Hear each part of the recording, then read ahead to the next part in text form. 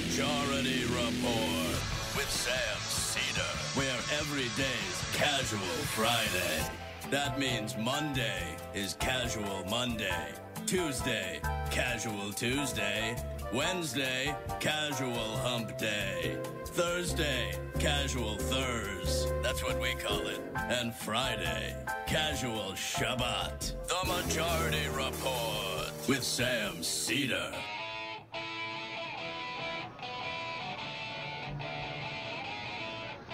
It is Friday, April 28th, 2017. My name is Sam Cedar. This is the four-time award-winning Majority Report.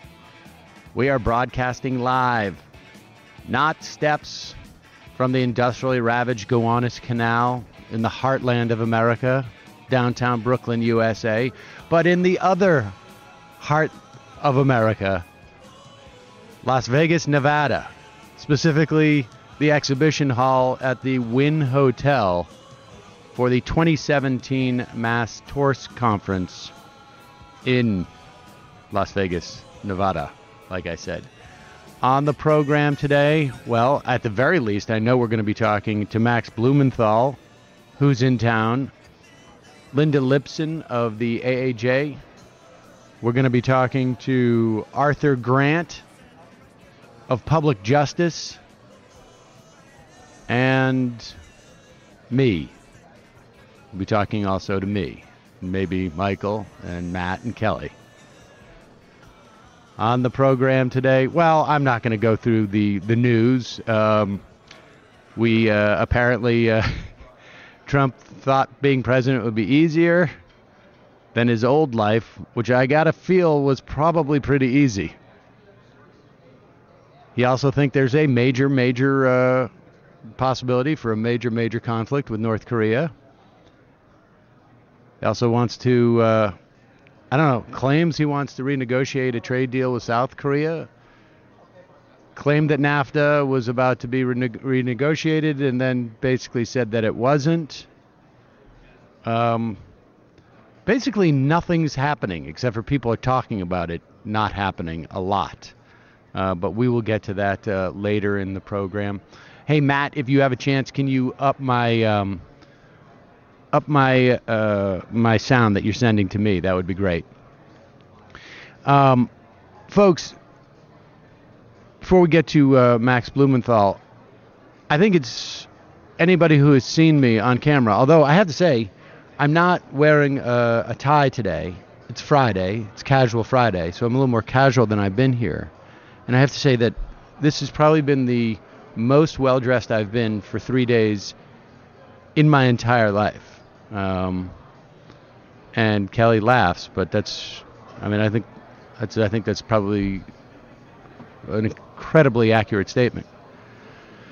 And as you have occasionally heard through my career, people have criticized my sartorial decisions. Janine used to make fun of my pants all the time. My specific sartorial. Sometimes people make fun of my word choice and my pronunciation. But I've got good news. Potentially good news. Today's show is brought to you by Bombfell. Bombfell is an online personal styling service that helps men like me and perhaps you find the right clothes for you. Now, I've actually been through this process. All you got to do is you fill out like a simple questionnaire, and then you're matched up with a dedicated, real human being. They don't actually have to be with you, which I appreciate, frankly. So they're at arm's length, but they're on the computer. You basically tell them what you want out of your clothes. You give like sort of an idea of where do you usually buy your clothes or what, that type of thing. The hardware store was not an option in my case, but that's probably for the ups. That's probably for the better. When you view your selections, they choose your selections. You got 48 hours to make any changes, or you can cancel the whole thing. You're in total control, no hidden fees. You only pay for what you keep. So they send you 3 articles of clothing, and if you don't like any of them, you send them back. And that's it. It is really the most simple, straightforward service around. And Bombfell is very much like on your side because they don't make any money if you don't find something you want to wear. So I will tell you what happened with me. I chose my clothes. Now, you know, if you've listened to the show with any regularity, I tend to only wear Carhartt pants, and I buy those at a hardware store. I know what my size is. You can go, you buy it. But so I have ordered my first pair of jeans in a long time, and when they came, they were like, jeans are stretchy now. Are people aware of this? I'm a big fan of this. Oh my God, Sam! I didn't know, and they were very comfortable, but they had like the sort of thing that, like, I guess like the hipsters have now, like with where it's like faded in the front, and I didn't want that, and so I sent them back, right. and I'm gonna get another. But there was a shirt, there was a sweater, and the whole process has actually been.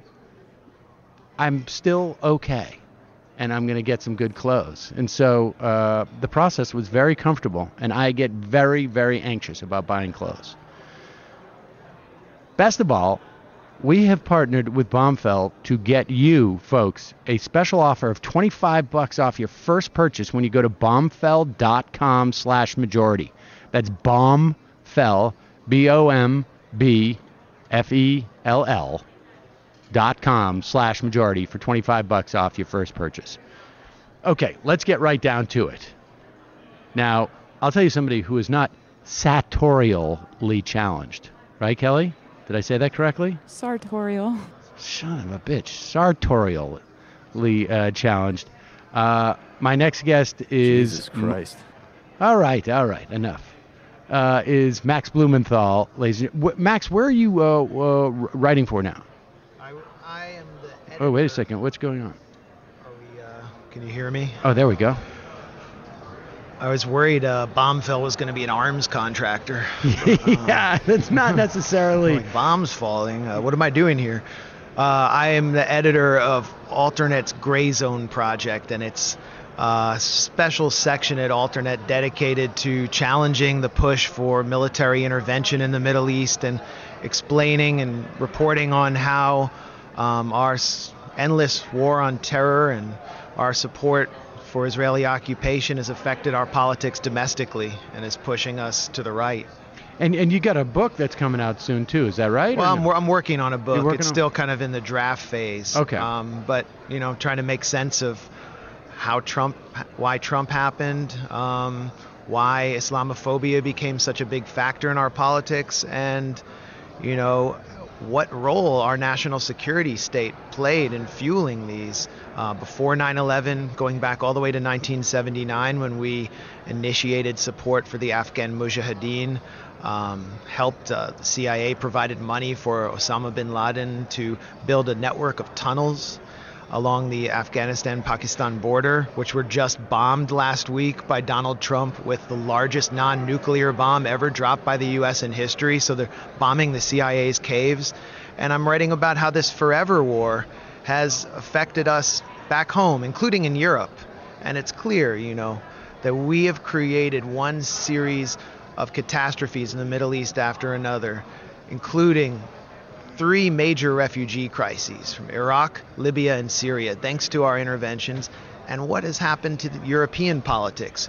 Why is Marine Le Pen surging? Why is Geert Wilders surging? Why are these far-right figures surging? And it has a lot to do with the fact that we have basically generated refugee crises and put the clash of civilizations that, used to be just kind of this fantasy on overdrive. Right. I'm kind of like saying too much. There was a lot I wanted to unpack I kept there. I was going to stop you at different points. Let's sort of start from most recent and work back. Yeah. Because and I want to just sort of flag this because I feel like there was a lull at one point, and I'm thinking specifically over the past 20 years, 15 years, since 9/11, right? And it certainly sort of revved back up. And the irony is that I think Well, let's, because Donald Trump. There were people who projected onto Donald Trump some sense of non-interventionist. Yeah. That I think was quickly dispelled. Who knows what he sincerely believed in his heart or head? Yeah. My guess is, very little either way. I don't think it was on much of a foundation. But let's work backwards, okay? And start with where we are in terms of Syria. Oh, the other comment I want to make is I thought the circle between our building those tunnels in Afghanistan and then dropping with bin Laden's earth-moving equipment, and then dropping them on ISIS, and then dropping the bomb on it was sort of it's the perfect, genuine, like almost definitional neoliberal project, right? Where you create the problem, yep, and then you allow the market to solve the problem. And then you create that new one, and it just keeps itself licking ice cream cone. It's nice that way. But give us a sense of called an opportunity, Sam. Disruption. There was a lot of disruption on the ground. Just give us a sense of just the last month and a half, because there seems to me we had Donald Trump at one point saying he was going to. Well, you tell us. I'll take you back to the Obama era. There was a deep panic within the national security state. We didn't really have a powerful external enemy. Bill Kristol, who's the leading voice of neoconservatism in Washington, complained in 2014 that the American public are war weary and they need a rallying. The rallying began to arrive in Ukraine when Putin invaded Crimea after the U.S. encouraged the toppling of Ukraine's democratically elected Russian-oriented government. And, a proxy war erupted there with us basically backing neo-Nazi groups like the Azov and Aidar battalions. So the rallying was beginning. And then Syria was another point of rallying for the national security state. Here you have the only country in the Arab League that is a Russian client. Russia values that relationship so much. It's one of its few warm water deep ports is in Syria at Tartus. So Russia's going to do what it takes to defend this and prevent that state from collapsing. In 2012, the U.S. and its Gulf allies in Turkey initiated a program of arming proxy groups who were substantially, by that time, jihadist or Salafi jihadist or religious extremists who would have produced a disastrous result. In 2013, the rebels believed that when a chemical attack occurred in the rebel-held area of East Ghouta, east of Damascus, which was international news, still the subject of great debate, who was responsible for it. The photographs of the dead children in 2013 would trigger the red line that Obama had established, that if Assad uses chemical weapons, crosses the red line, then we have to intervene. And the rebels, that was their whole strategy from the beginning, because they couldn't defeat the Syrian army with all of its Russian backing without the U.S. Air Force and NATO. It didn't work. Obama cut a deal with Lavrov, the foreign minister of Russia. He did not want to do it. He knew what would happen. It would be another Libya with Al-Qaeda-affiliated warlords fighting with ISIS for control of the country in the middle of the Middle East. So you go down the line, 2014, 2015, the Syrian opposition, the armed opposition, starts beefing up its propaganda apparatus with Western money from USAID, from the British Foreign Office, and from the Gulf states, who are our allies. The White Helmets is one of those creations, this first responders group that was actually a Netflix vehicle, propaganda vehicle for them, won an Oscar. They were nominated for the Nobel Peace Prize, and they were really used as one of the main vehicles for showing the brutality of the Assad government and demanding that the West intervene when it wasn't in the U.S.'s strategic interest to do so. Let me just so this is just to build up to the chemical incident of last month. But this month. Let me just disaggregate two things. One is, this is not to say that the Assad regime is not horrible and killing people, right? I mean, This is simply to say you have people who have an agenda and they're exploiting. They're fighting an insurgency led substantially by Al-Qaeda with saying- Vietnam-era weapons in urban warfare, and thousands of people have died. I mean, the U.S. has killed more people in Syria than Russia did last year, but there's no denying that civilian homes... Is that true? Because my understanding was that Russia was, as of maybe a month or two ago, the numbers I saw were that Russia was around had killed 12,000 people, and the U.S. 3,000. It might have been this year because of the intensification of bombings under Trump. I think that's probably in any case. The numbers are comparable. But there's no denying the brutality. Point is, there's blood on everyone's hands. But the context here is what's important, especially for the American public, and so beyond the over 100,000 people on the government side have died as well, and this is never acknowledged. I mean, you've seen massive suffing in governent areas and rebel areas. Yes, it's on both sides. So, it's a horrible, horrible civil war. But the context is what we've been denied. We've been denied we've been shown this conflict as a one-sided war led by this dictator who enjoys killing children for the sake of killing children. And what we ignore is that 18 million people live under the control of the Syrian government led by Bashar al-Assad. It's all been reduced to one guy, but it's not. It's a vast apparatus. 2 million people live under the rebels.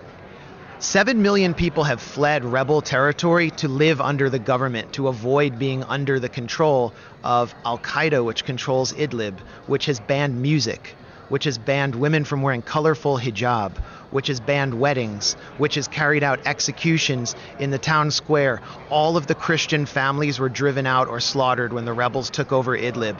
The Druze population of Idlib was forced to convert and dig up their own shrines or be executed on the spot. And that's what we saw in East Aleppo as well. We hear Samantha Power pining for Aleppo, but no one talks about why this is happening, who's there.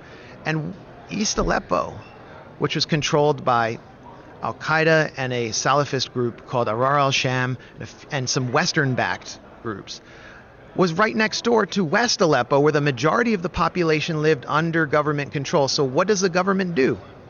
I mean, it's an impossible situation, but we've been denied any context. I mean,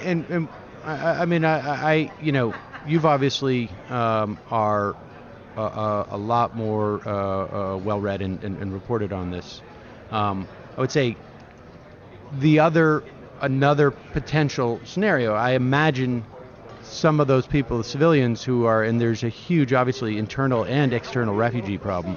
Part of it is, I'm going to go, if I have to, I want to be in the area that is not going to get bombed by an Air Force. Right. Just chaos takes place there. So there's some value, it's hard to disaggregate why people are leaving. For the main part, I think it's just they want to get away from where the bombs are. But if you're Shia, if you're Christian, you want to get away from where the genocidal rebels that the U.S. has backed are as well. Absolutely. And let me ask you this, and then we can. I want to go forward here to just the sort of the changes in. One thing that seems to have coming out of this to a large extent is Barack Obama, for all his faults in terms of expanding the war in Yemen and in Somalia and maintaining it in Afghanistan, when all of this started happening with Syria, I really got the sense that, wow, there was a lot of people around him who really wanted to go into Syria. Yep. And as far as I could tell, he didn't want to. No. And I'm not convinced that deal that he cut with Lavrov, that started with John Kerry saying something that was supposedly a mistaken thing to say, we would cut a deal, it was supposedly a throwaway. That to me sounds like a guy who's trying to go around a fairly big apparatus. That maybe that offhand comment wasn't so offhand. I mean, do you have a sense of that? Because this is just I'm just looking at this in hindsight. I mean, you are going up against not only Raytheon, which has made a killing since 2011 shipping anti-tank TOW missiles to the Syrian rebels, and was the designer, its stock surged after the cruise missile strike on the Shirat air base that Trump recently authorized because it makes the Tomahawk cruise missiles. You're going up against the CIA, which was overseeing the arm and equip program for the rebels. You're going up against the Defense Department, which had very little, interest in diplomacy with the Assad government. And you're going up against, at this point, you're going up against the liberal media, which is consumed in this Russia hysteria. And the only time that it was willing to celebrate anything Trump did, and I don't think there's anything to celebrate there, was when he bombed the Syrian government. It's the only way Trump can move out of his base. I wouldn't say just the liberal media. I would say the mainstream media as well. Largely the whole media, Fox News. Yeah. Sure, but it is significant that liberals were celebrating Trump. Anne-Marie Slaughter, who is Hillary's director of policy planning. I was on Hayes' program with someone from the Brookings Institute who I've been told otherwise is pretty good, but they all had this notion of we need to bomb, and then we just need to have a smart strategy to follow it. And I'm like, where's this smart strategy going to come from? There is no strategy. I mean, that's what Kerry understood, and this is what Obama understood. And while they understood. And can I just say, is the argument here that it is not one which is saying that Assad is a good guy, or but just that there's nothing for the United States to do in this context to mitigate this this civil war, essentially? We've sent over 1/15 of the CIA's budget has been spent on arming extremist rebels who are in an alliance with Al-Qaeda in Syria. And it's those TOW anti-tank missiles that have kept this conflict going. It's not a revolution when these extremist groups are openly declaring their intention to establish an exclusively Sunni Islamic state in a very diverse country.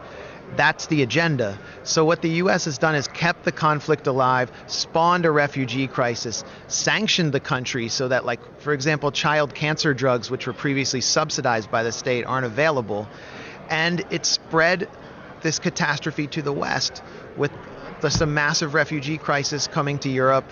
The arming of the rebels created space for ISIS to emerge in eastern Syria. There would be no ISIS in Syria had we not armed rebel groups so substantially. We're talking about $1 billion a year. That's just from the U.S. That's not counting the Gulf states and Turkey and what they're doing to tear this country apart. Now, from the neoconservative perspective or the liberal interventionist perspective, even if you don't bomb, you still get a good result because you're weakening a Russian ally, a country that had no relationship with the United States, was in many ways adversarial to Israel.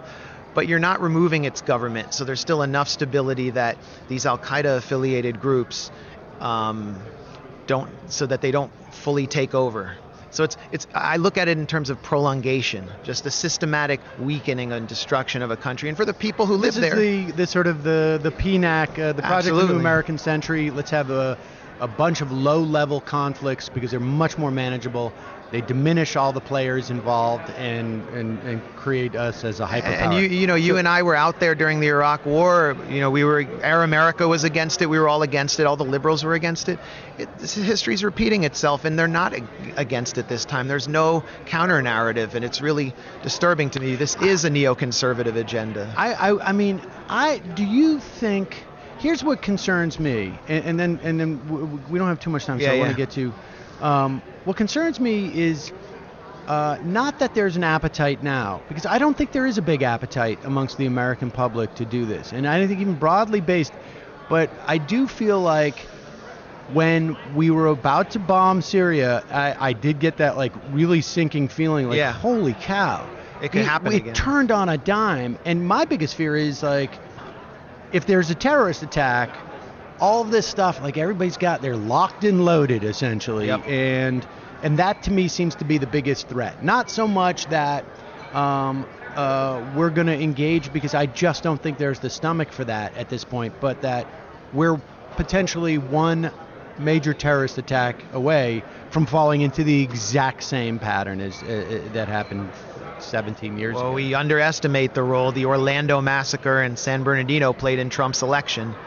and then we don't do we look at the roots of those attacks? Do we listen to what Omar Mateen, the Orlando killer, said in his calls to a police negotiator? It was all about Syria, and he was declaring his solidarity with the rebels, ISIS and Al-Qaeda in Syria, against the Syrian government and Russia. He was very moved and upset by what was happening there, in addition to being an obvious psychopath. But this instability that we've created in the Middle East is not going to be limited to the Middle East, and it's consistently taking that is, I mean, if you know, that is, to me, I think, and this is, I think, is what's also important is because the counter argument to we shouldn't bomb is, well, what's your plan then? And I think it is important, frankly, for those people who don't want war to provide a plan to mitigate this horror, and it seems to me to be directly tied to the external refugees. I mean, to the extent that we have a national security interest in this, it's that this conflict does not destabilize essentially the world. And it seems to me that destabilization comes from the pressure that is put on Europe and that entire region, broader than Europe, from the displacement of refugees. And there should be a plan for us to sink $1 billion a month into dealing with those refugees through Turkey, through essentially up into Europe.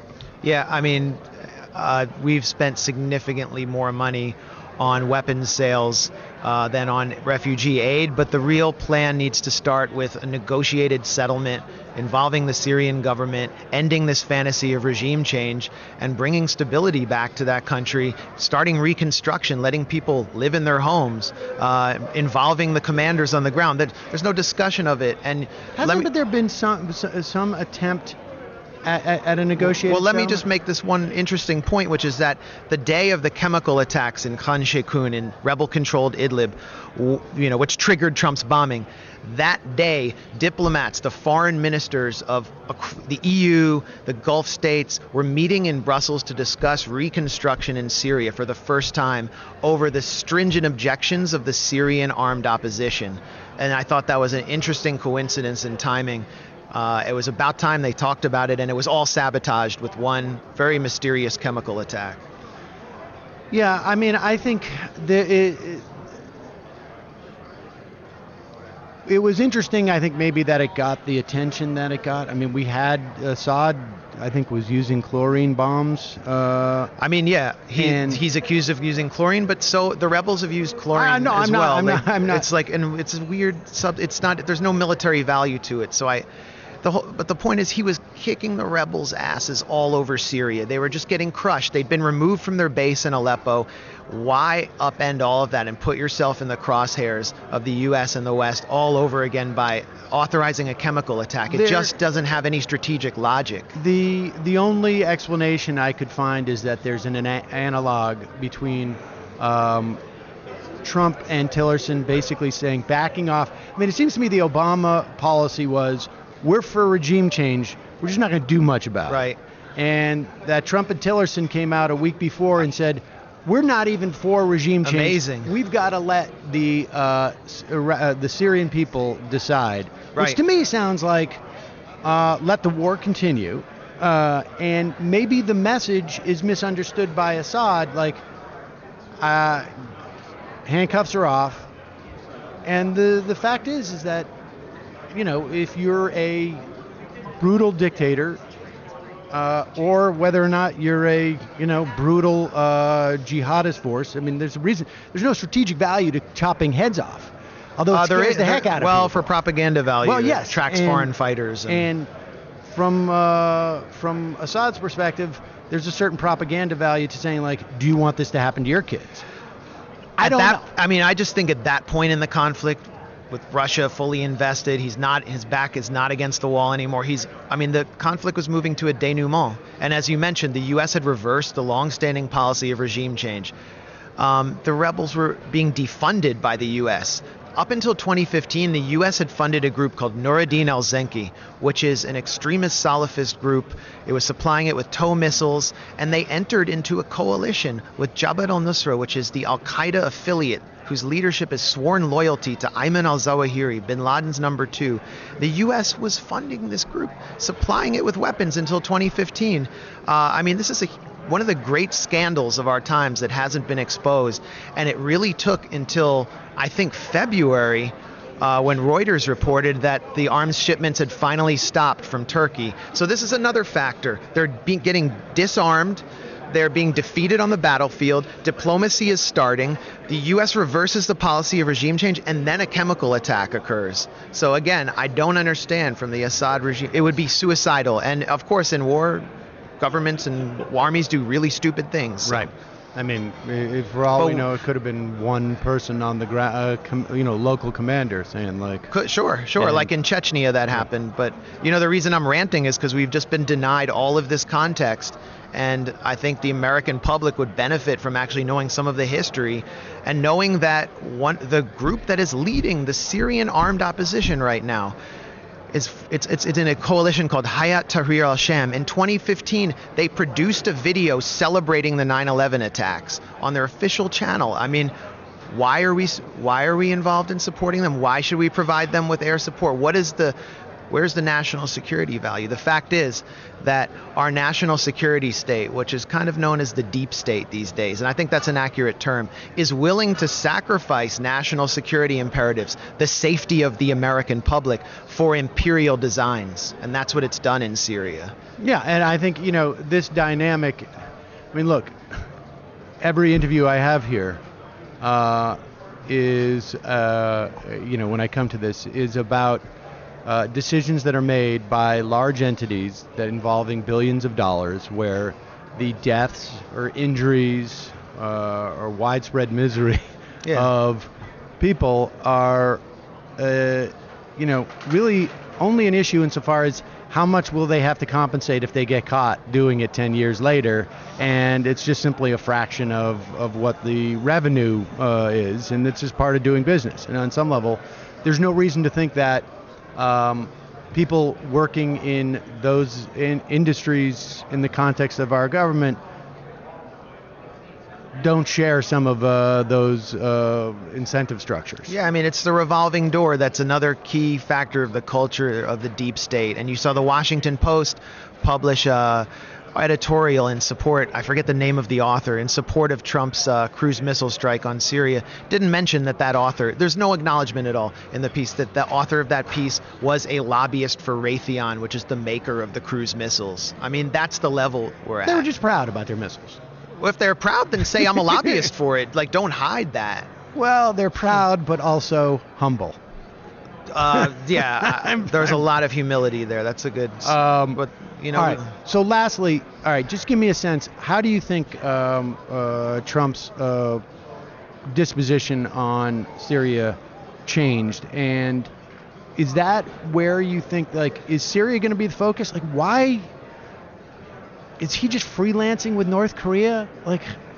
Give me your sense. Yeah, I think we've been pushed into a dangerous situation for purely domestic reasons, because of the post-election atmosphere that started with the hysteria that Paul Krugman kind of inaugurated when he declared without any evidence that Russia hacked our election, and this kind of hysteria. Do you concede? Listen, I think there was a half a dozen reasons why Clinton lost. It was a very small margin.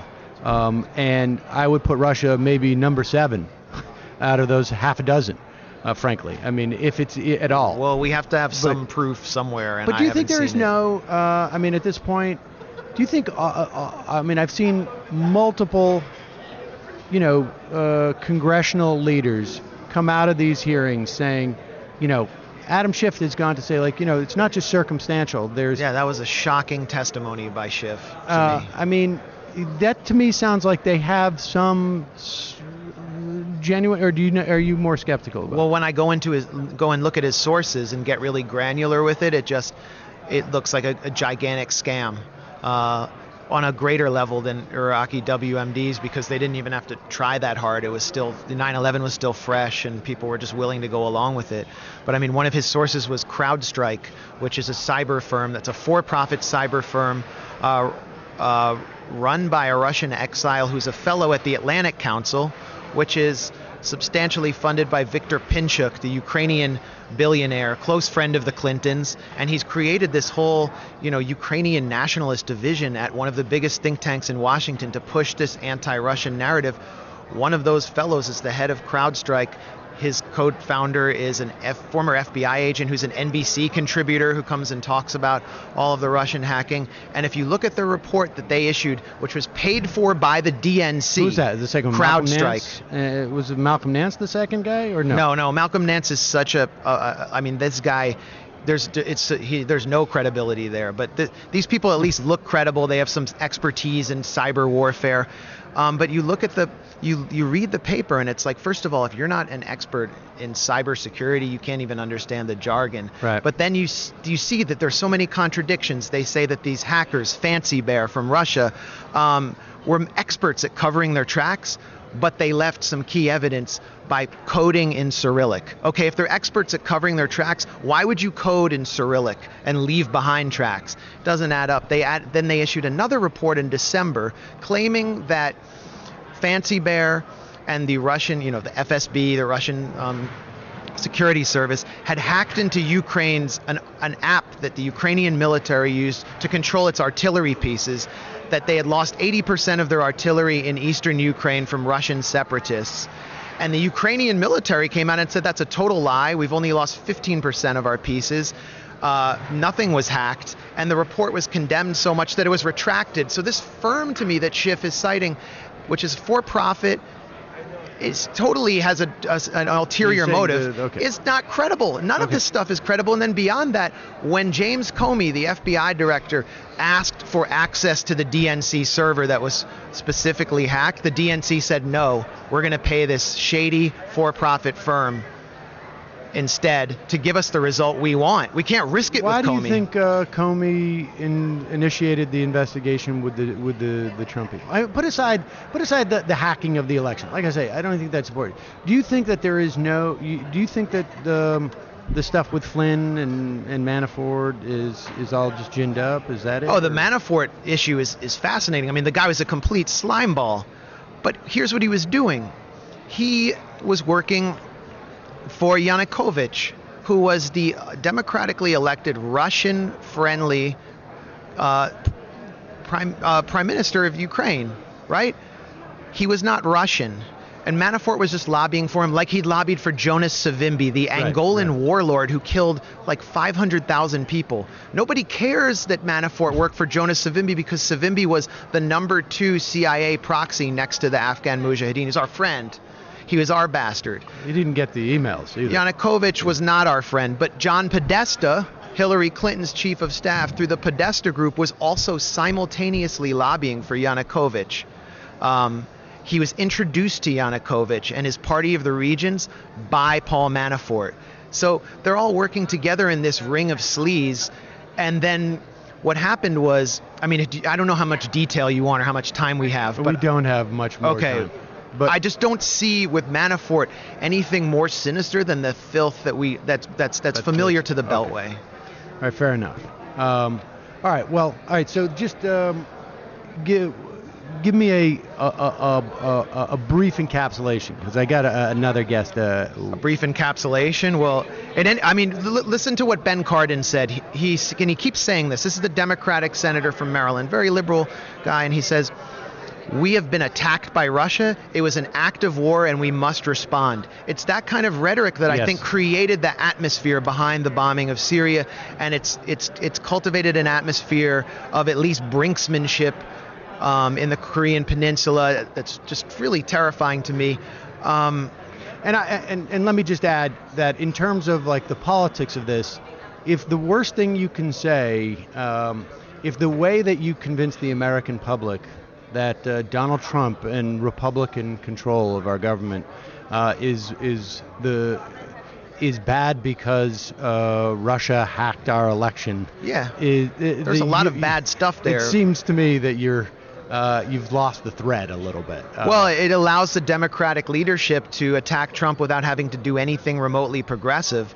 Or even political. I mean, you don't have to have it. You institute any policy. Sure. It papers over their own failures so they can stay in place, and it's subsumed the left. All these movements that were taking place in 2016, Standing Rock, Black Lives Matter, the whole Bernie movement. It's just been subsumed by this narrative. I think there was a certain inevitability. That's the tough thing. We saw this during the Bush years, right? Like the left itself could not grow because it was really about getting rid of dynamic Bush.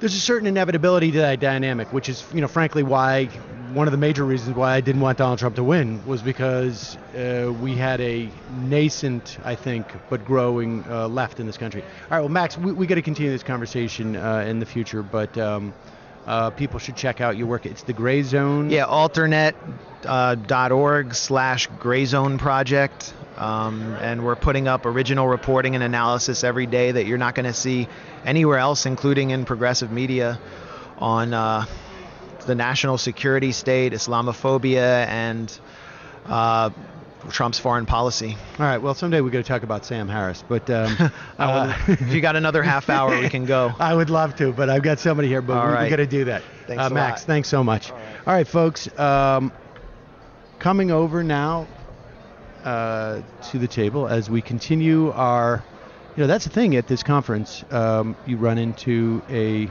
wide range of folks, from lawyers and lawyers who are pursuing cases to politicos like Max, and then our next guest bridges that divide.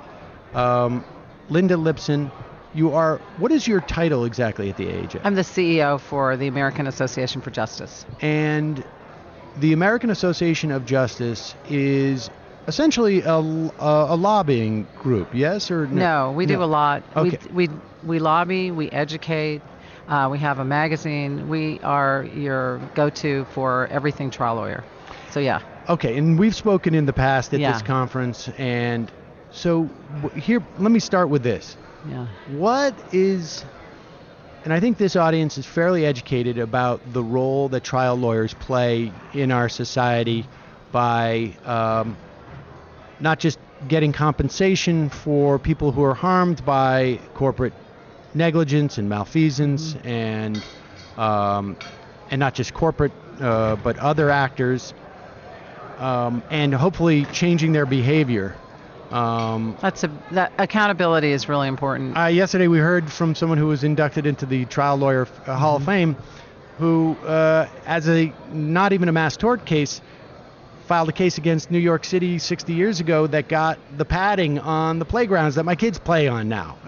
And it's fantastic. It's the story of this country. I mean, you have, airbags and seat belts and roofs that don't crush upon impact. All of these innovations happen because of a lawsuit.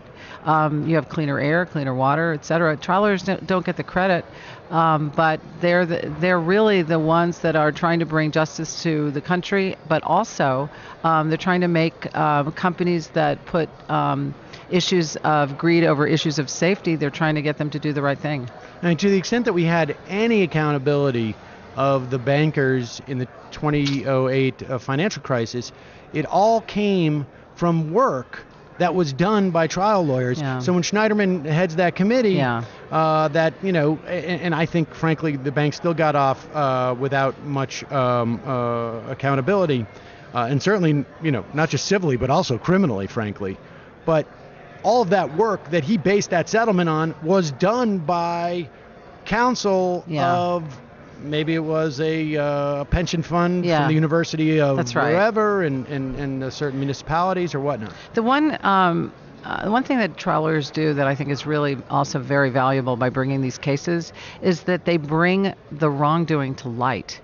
And this also helps regulators, it helps members of Congress understand that they've got to regulate on behalf of people to make sure that the injuries that occur never happen again to another person. So, there are checks and balances in our system, and I think that trial lawyers are able to communicate to public figures about dangers that can be corrected through legislation or regulation. So yes. So one of the things you work on is access to the courts. Give me and I've heard that there's another case coming down that sort of build on Concepcion. Yeah. Somebody told me recently. Yeah. But and I should just say that is a case from California for I don't know how many years ago, where basically you couldn't have class action for like $3 charges that AT&T was charging 100,000, 500,000 people overage.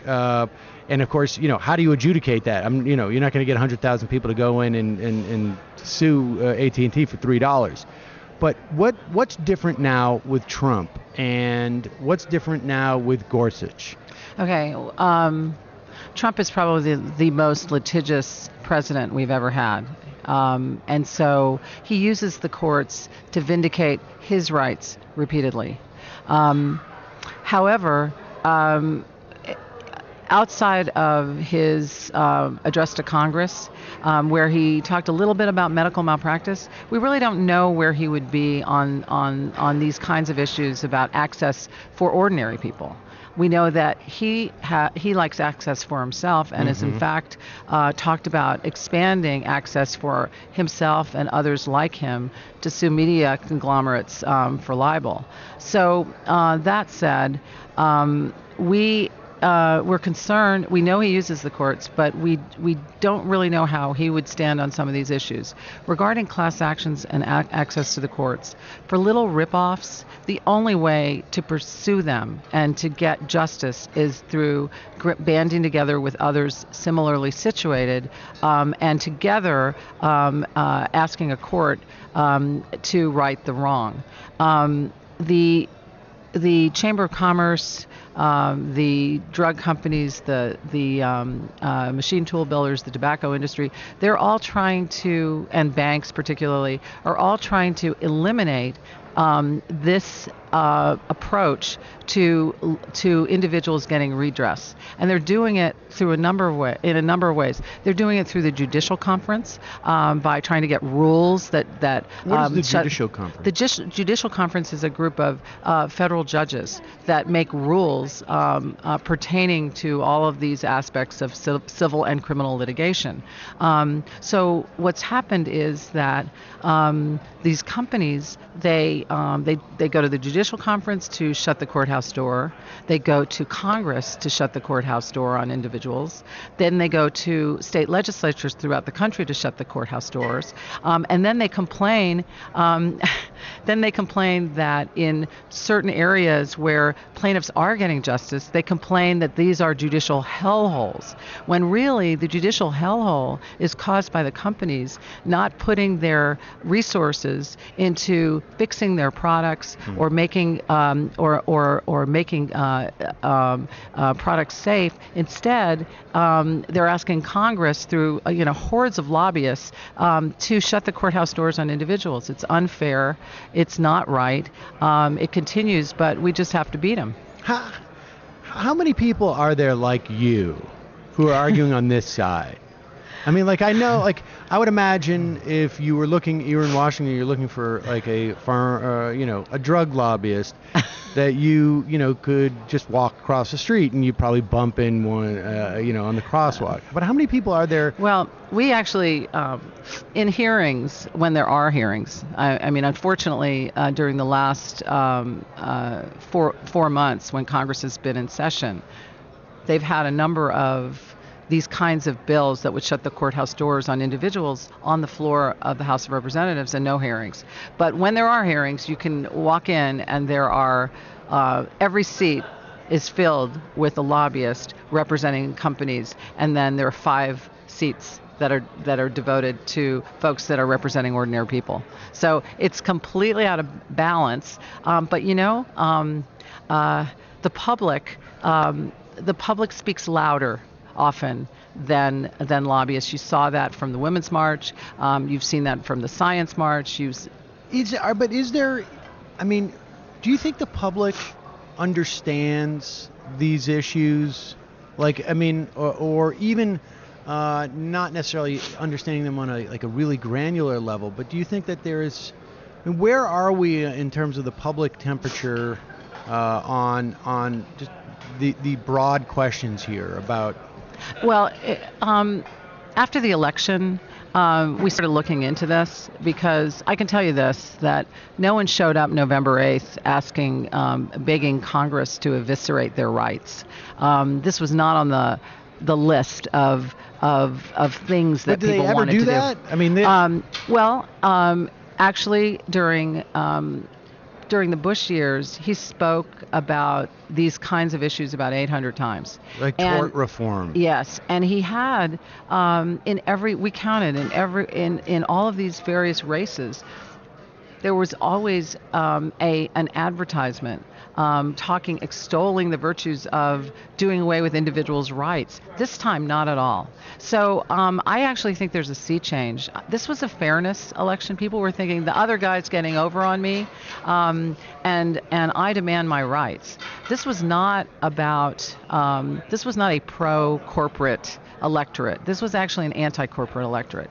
And so I think there's an opportunity now to, people are available to the message that, if you're not protected by the Congress, if you're not protected by the president, you got to be protected by the courts. And I think there's new reverence for that.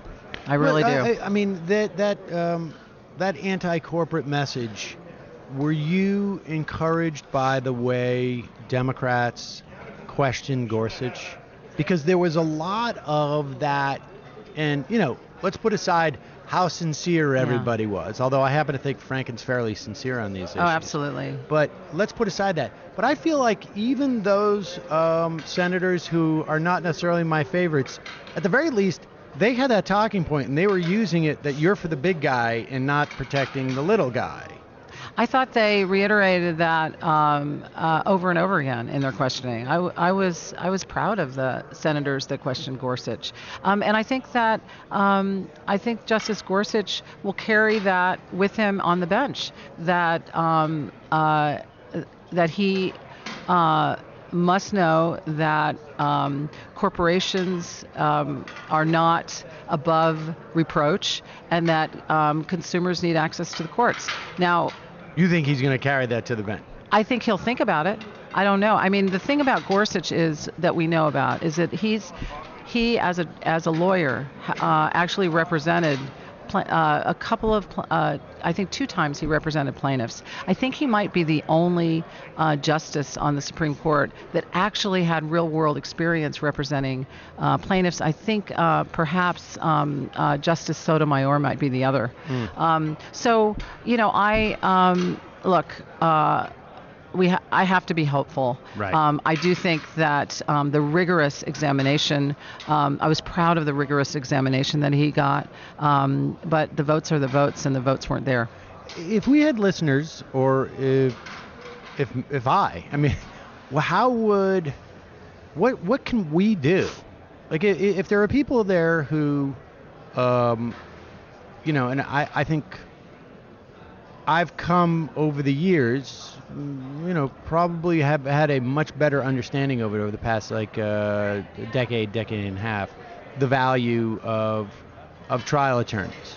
And I'm saying this as someone who grew up in my household with an attorney who, on the day that the ABA allowed advertising, it was like someone died in my family. Yeah, no, I mean, I it understand was that. the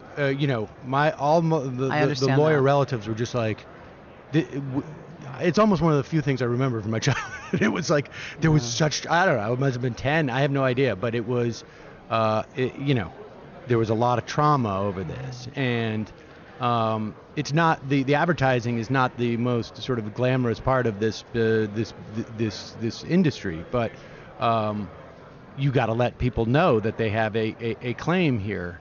They have a right and they have a and remedy. you're going up against corporations whose strategy usually is, we're just going to outspend any plaintiff that comes in and hammer them. And so, having attorneys get together, band together, and raise capital so that they can do these things. I mean, that's just the dynamic.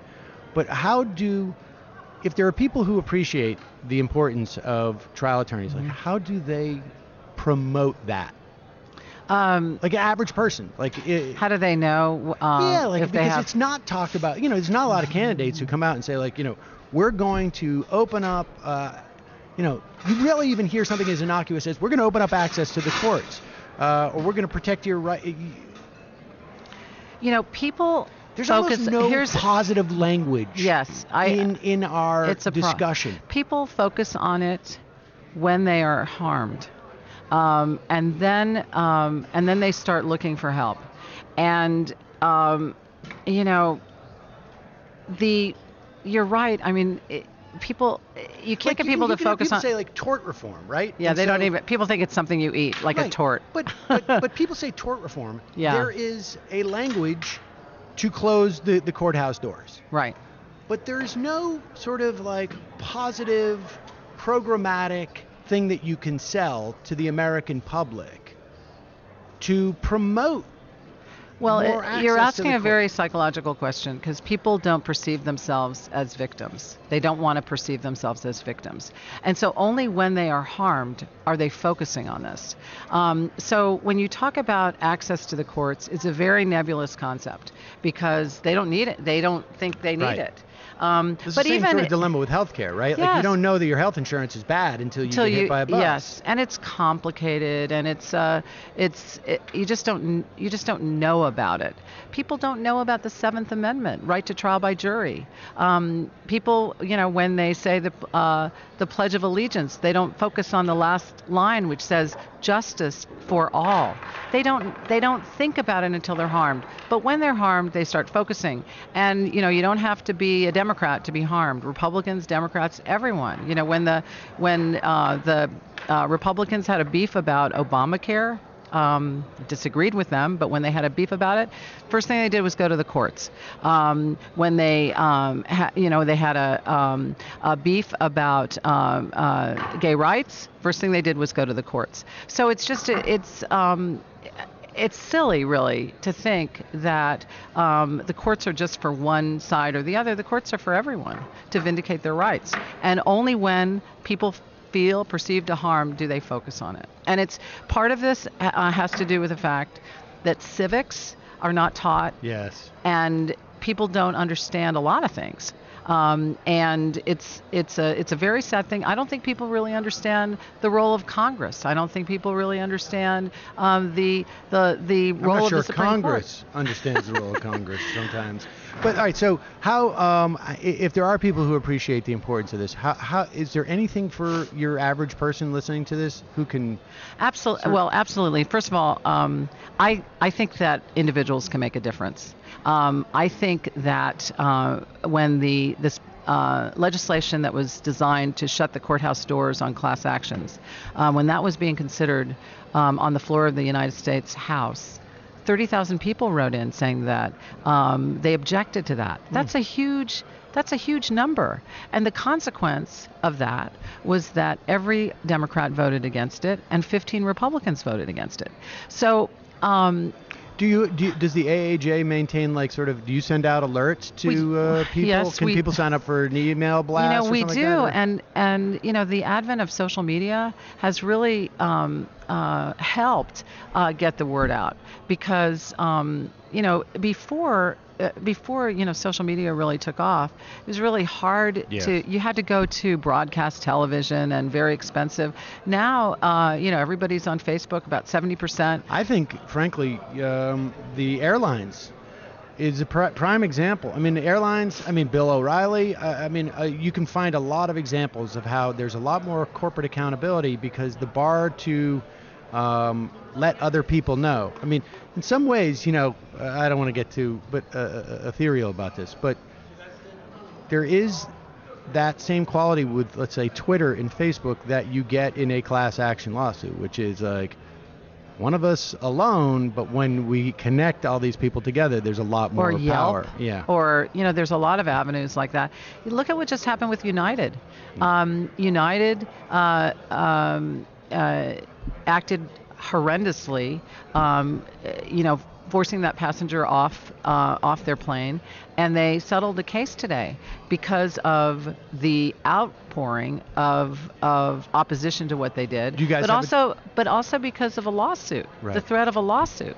So the system worked, and what is most advantageous, I think, for the traveling public is that United has a new policy now, that they're not going to be kicking people off of their planes in the way that they did it, that they're not going to be using police to do that, that they're going to pay people a real amount if they're going to ask them to leave the plane. So, all of these are positive innovations because of lawsuits and because of just the outpouring of opposition, watching the feed of that poor passenger being thrust out of that plane. Do you guys have a Twitter handle? We do. What is? It's justice.org. Justice.org? Yes. Okay. All right. Linda Lipsen, thank you so much for your time today. American Association of For Justice. For Justice. Yes. Thank you for your Thank time. you. I appreciate it. All right, folks, and in a moment, I think we're going to have Arthur Grant, who is with Public Justice. Bryant. Bryant. Why do I say Grant? Arthur Bryant. Sorry. Thank you. Will be joining us shortly. We all set in New York. Michael, we're looking set. for him. We're doing fine. What were your thoughts about Max's? I want to have Max on again. The points that are persuasive to me are around the Gulf states, our foreign policy. I don't know how to articulate it, but I think that's maybe a bit too sympathetic to Assad and Russia for me. I mean, I guess that's my kind of basic takeaway. I don't think that resisting intervention in Syria rests on building a kind of countervailing narrative like that. Yeah, did he do that? I mean, I think there were. I think I'd need more time. I sort of felt like. Well, that's why I want to have him on again. This was a tough venue to have that. I feel like he needed. Yes. I needed to sit down with him for another hour, really. Yeah. To dig into this, and I think he's. I think ahead. he's also has an interesting kind of like. He's both like a very smart and committed left anti-imperialist, and then he's also got like a realist streak, which I understand. And I think like in some ways, some people who kind of try to justify Russia to us will always do it on the grounds of like U.S. incitement or hypocrisy. But I think Max is much more on target with this is their zone of interest. This is their client state, and they're playing the same kind of games and manipulation that we do. But they have higher stakes in Syria. I mean, I think that's a totally accurate read.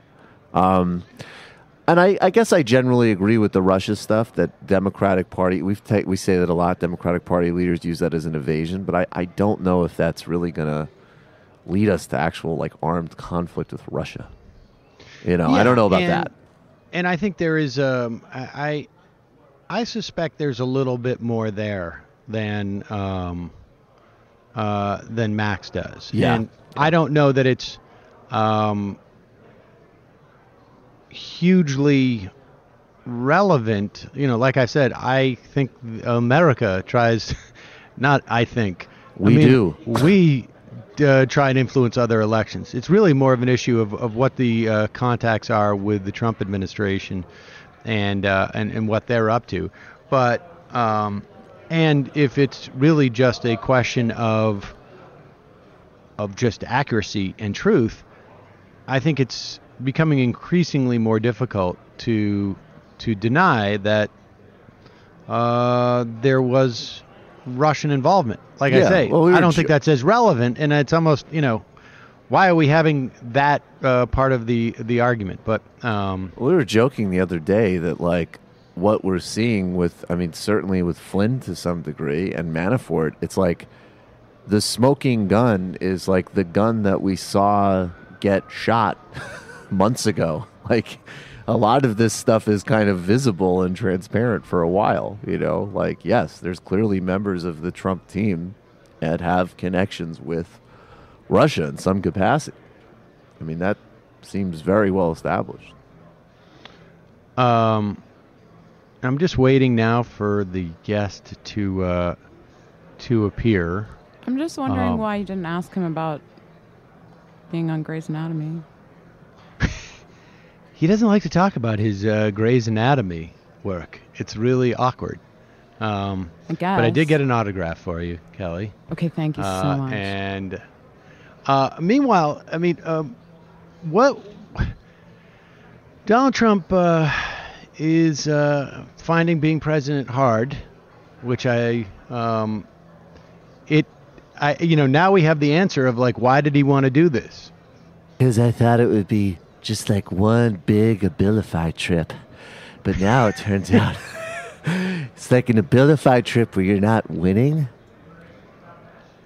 I'm wondering, I guess, I don't know where our guest went. He walked right by here. Maybe he heard was you scheduled- say his name. We could do a piece of sound. Oh, yeah, let's do a little bit of sound here. Well, let's do that Trump sound. I thought you were gearing it up. Yes. Where is... Okay, we have it on Reuters. Yes. Here is Donald Trump. Now, prior to... Well, I guess during the campaign, I speculated, like, this guy doesn't want to be president. He has a great life. He just wants to increase his marketing value. He can't be stupid enough to think that being president is going to be fun, right? I mean, it's certainly a worthwhile endeavor. But it's not like he has exhibited any deep-seated sense of public responsibility or getting pride from helping others. No. And now we understand what his theory was. His theory was like, this is going to just be like being like king, and I'm not going to have to do any work. Here he is talking to Reuters.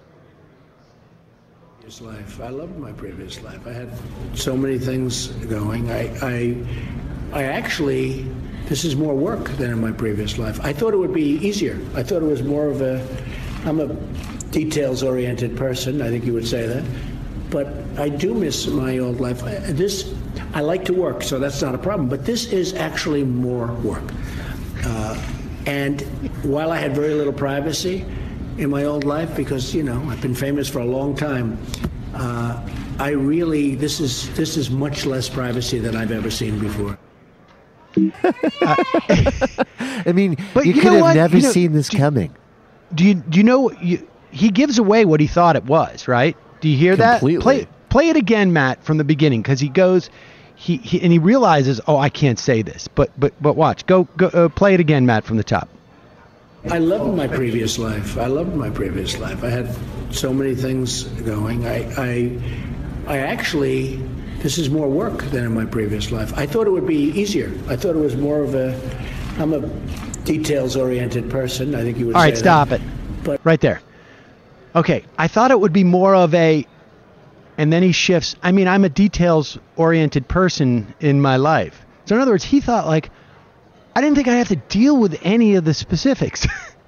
I thought I could just sit back and be like the president who just goes, yes, you deal with that and you deal with that. I didn't realize I'd actually have to make decisions and do things. I really understand where Barack was coming from now.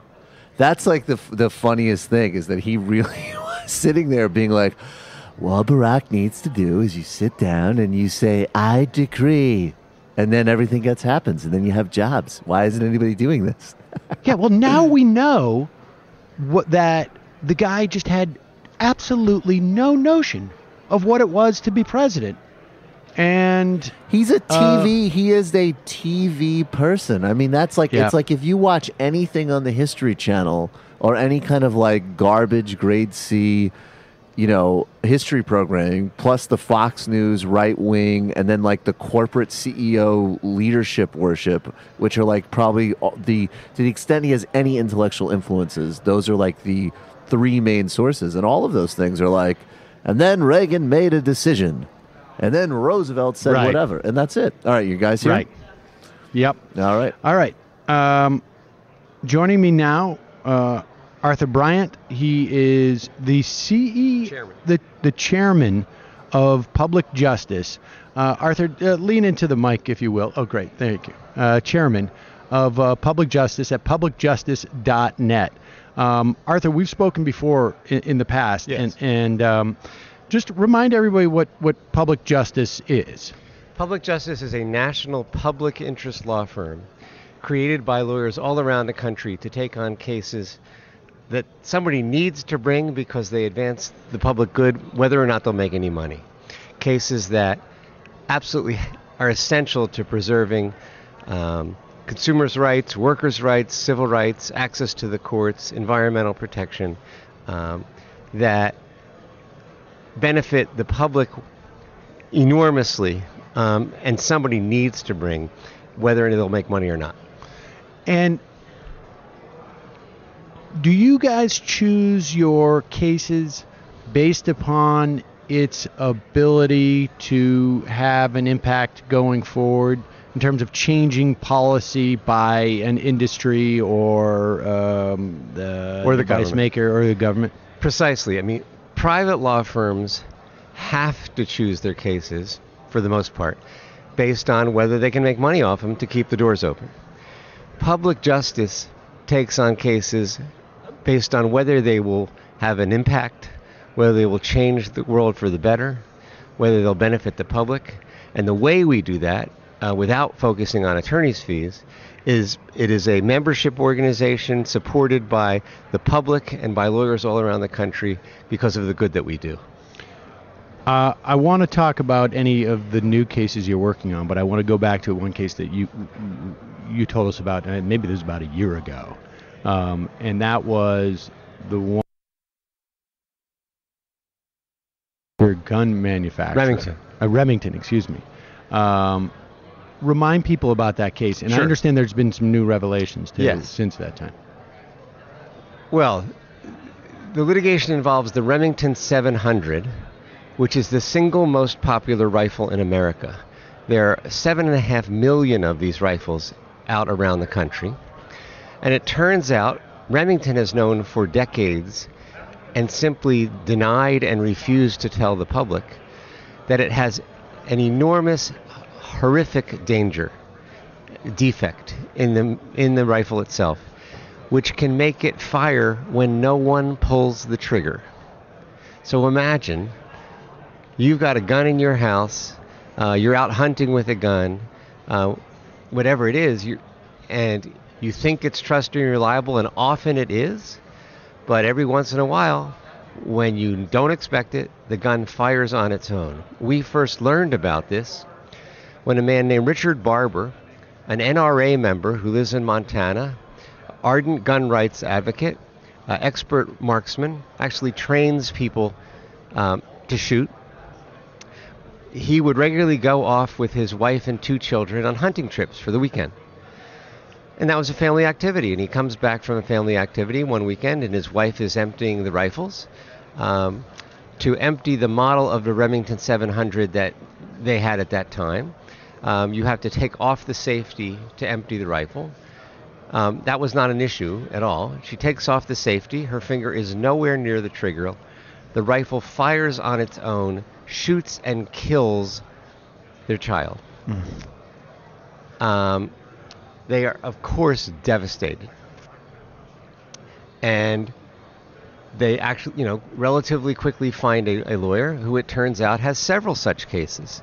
And ultimately comes out the rifle has a huge defect. Barber ends up, as part of the settlement, he insists, I can't just take money for this. I know what is wrong with this trigger, because he knows all about guns. I insist I work with Remington as part of the settlement to develop a brand new trigger where the defect no longer exists. They agree with him. They do that.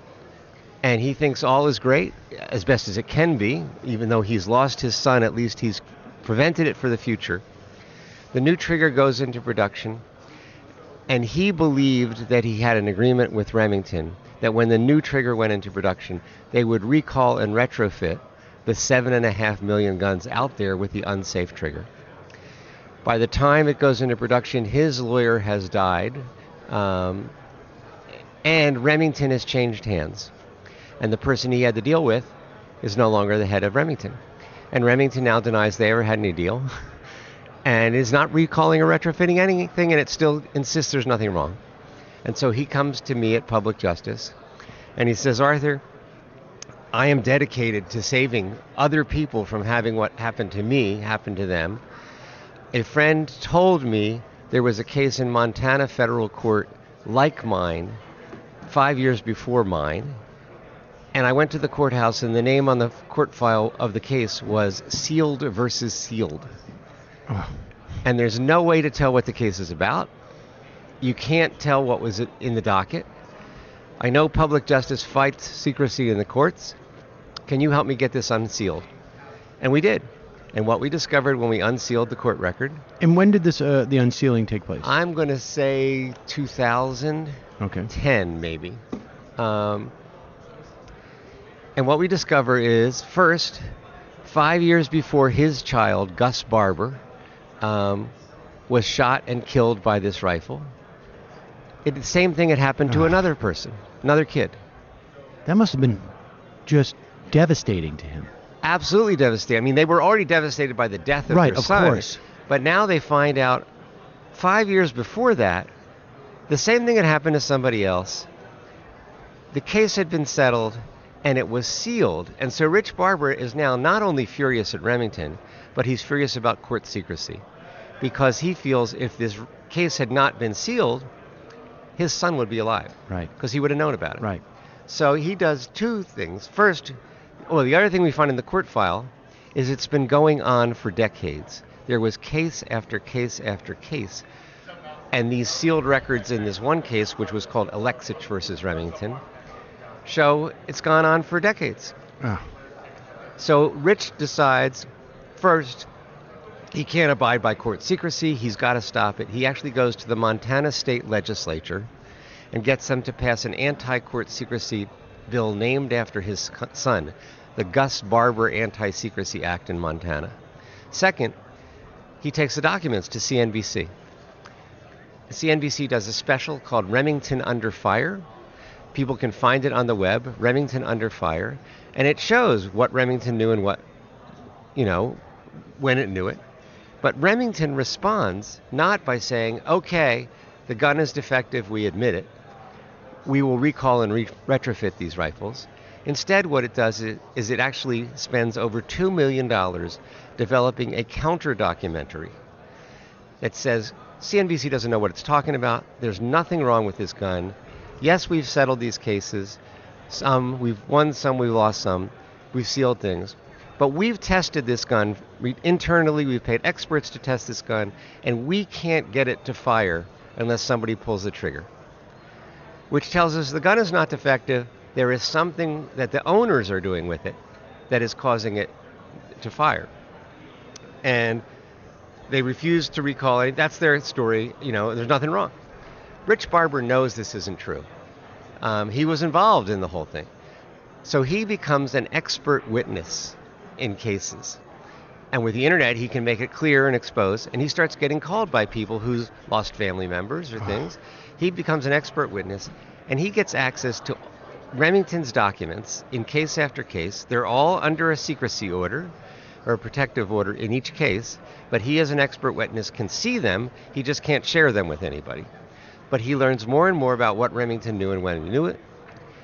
In flash, I don't hear from him for years, and then he calls me because a national class action was filed with Rich Barber's urging.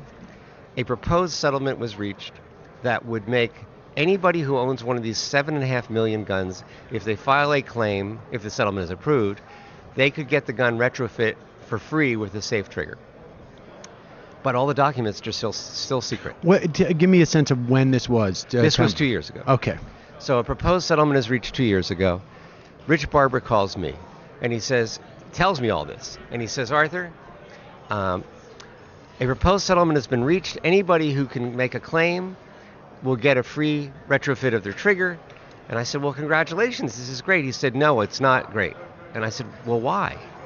And he said, well, first, I'm no longer working with the lawyers who brought the class action, which I wanted them to bring, because they went to the judge and asked for a secrecy order, sealing some of the documents. And I told them I could not abide by that at all. Why did that? Because Remington insisted on it. Okay, so this was them coming to a deal, essentially. They had a stipulated, agreed protective order they were going to the judge with. And Rich Barber said, if you're doing that, I'm out of here. I'm not being any part of this. He told me what the judge did was the judge took one look at this proposed stipulated order and said, look, these guns are supposed to be horrifically dangerous. Under the law, if you prove there is good cause for secrecy, I will grant the order. But all you've given me right now is an agreement. There's no good cause proven. There's no compelling reason for the state to keep this secret. Right, there's no justification at all given yet to keep it secret. And so your motion is denied. If you have good cause for secrecy, come back.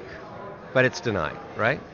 But Rich Barber says, but the problem is all the documents are still secret from protective orders in other cases, brought before this. And he said, so I can't abide by this. He said, I am petrified the settlement is going to get approved. And what Remington is going to do is Remington's going to go to the public and say, he said the other part of the settlement is Remington is allowed to continue to deny there's any problem. So they can just say, hey, your thing may get rusty or creaky or whatever it is, and so we're going to give you an upgrade, not essentially express to the public the genuine danger that exists. Well, yes, and what Rich Barber's bigger fear is that they can go with a public with a big PR campaign that says, there's nothing wrong with this gun at all. A class action was brought. As a business matter, we settled it to get rid of these class action lawyers and get rid of these claims. Yes, you can file a claim and get a free trigger retrofit if you want, but it's entirely unnecessary. No one needs to do it. That's his fear. Right. And it's multiplied enormously because all the documents are still secret. So nobody knows the truth. So he comes, I said, well, all right, so I see why you're upset. Why are you calling me? And he says, well, I've gone to Remington and told them I have all their documents. They're under a secrecy order, but I have them. And if they don't make them public and admit their gun is defective, Rich Barber, am going to make them public. And they've told me, if you do that, we will sue you for contempt of court all over this country and make you bankrupt and ruin your life. And he said, Arthur, you know me. I don't care. My son is dead. I can't let this keep happening to everybody else, but I am hoping you can find me a way to not have to be sued for contempt of court all over the country. And I said, I think I can. And I called up the lawyer doing the class action, and I said, look, you want as many claims made as possible made in this case. So does Rich Barber, even though you're at loggerheads on, the secrecy issue. Here's what you need to do. You need to go to Remington and say, that judge denied their motion for a protective order on stipulation. We, the class lawyers, are going to go back to the judge and ask him to clarify his order and say, these documents are now public. There's no basis for any secrecy anywhere, unless you, Remington, will agree to make them public without us having to do that. And that's what you need to do. Go to them and make Remington agree. And he said, why would Remington agree to that? And I said, and why would we do it? And I said, because if you don't do that, public justice is going to come into the case. We're going to move to do that. We're going to move to do it on behalf of our new client, the Center for Investigative Reporting. It's going to be all over the newspapers. We come into court, you're going to have to support us on behalf of the gun owners. You would want the documents unsealed. What is Remington going to say? We've agreed that every gun owner in America can get the trigger retrofit. They just can't know what's wrong with it. They're going to lose. And they're going to lose big time in the public hearing in front of the court, or they can just agree. And so the day before the deadline for objecting to the settlement, Remington agreed that every document in every Remington rifle case in every state and federal court in the country was now open to the public. Wow. And so Richard Barber was free to go and tell the public, but he was also free to give them to us. And what the documents showed was that Remington had, in fact, tested these rifles repeatedly. It had paid experts to test these rifles repeatedly. And whenever they did the tests, the guns fired when no one pulled the trigger. Jesus. And they'd been lying the whole time, and they'd known it. And they had repeatedly considered doing recalls and decided it cost too much money, even though people were still dying. And, of course, we were astonished. The documents, we went back to CNBC. Remember, Remington had said CNBC didn't know what it's talking about. Now, this is what, 2 years ago now? Yes, Okay. this was, yes. Actually, yes, a year ago they actually went big with it. Okay, a year. December 2015, sorry. Okay. So, year and a half at this point. And CNBC sees these documents, and it does an entirely new, detailed investigative report. It goes up on the web, www. Remington Under Fire. Go there, you'll find all this stuff. And it documents, but they've changed the title now. The new one is called Remington Under Fire, The Reckoning. Because Remington had denied it and said we've tested it and it didn't happen, and they were just lying. So they go public with this, CNBC. Within a week, the judge cancels the hearing to approve the settlement and says, there's 7.5 million of these guns out there. I can't imagine why anyone who knew about this settlement wouldn't submit their claim and get a free retrofit. And as of now, fewer than 2,300 people have filed claims. That tells me it's not good enough. The notice is not good enough. Not enough people know. I need a new notice plan. So a new notice plan is developed. And a notice plan is just find the owners of these guns, make sure that they're aware of this situation. Yes. Okay. Make sure they know there's a danger to these guns. They can avoid the danger by making a claim. The problem is even the new notice plan doesn't emphasize the danger of the guns because it's a settlement and Remington won't agree to that piece of it. But they do a notice plan. They get the notice now. There now was over 10 times as many claims were filed. Still a small percentage by far. But in the meantime, when they won't put the documents, make them public, yes, they've said the public can see them, but how? Right. Public Justice creates its own website, www.remingtondocuments.com, where we put the key documents up on the web with PowerPoints showing exactly how dangerous these are, just how horrifically Remington has acted, and why everyone needs to file a claim if they can. We put that up on the web, and ultimately 60 Minutes does a report on it. So within the past 3 or 4 months, I think it was February, it might have been March, 60 Minutes, if you go on the web and go look up 60 Minutes Remington 700, you will find their special report on the Remington 700.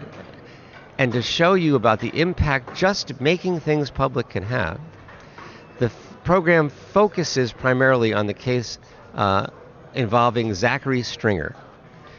Zachary Stringer was, at that point, in prison in Mississippi. The reason he was in prison was when he was 14 years old. He was holding a Remington 700 rifle. It fires and kills his 11-year-old brother. Zachary had sworn, I didn't pull the trigger, I heard a click, and the gun fired on its own. No one believed him, including his own father. Jesus. He is tried for murder. He is ultimately convicted in a criminal trial. The Mississippi Supreme Court upholds the conviction. He's been in prison for 5 years, and his father had testified against him because guns don't fire if you don't pull the trigger. And his father, Roger Stringer, learns of what we've uncovered and exposed, and of course is just horrified and devastated. And ultimately, Zachary is now out of prison. But 60 Minutes does the feature on it, and you're sitting there thinking, what else has happened? Who else has not only died but is in prison because Remington didn't act responsibly? It maximized profits literally over people's lives and safety, and used court secrecy to keep it all hidden. And so that's the latest development in terms of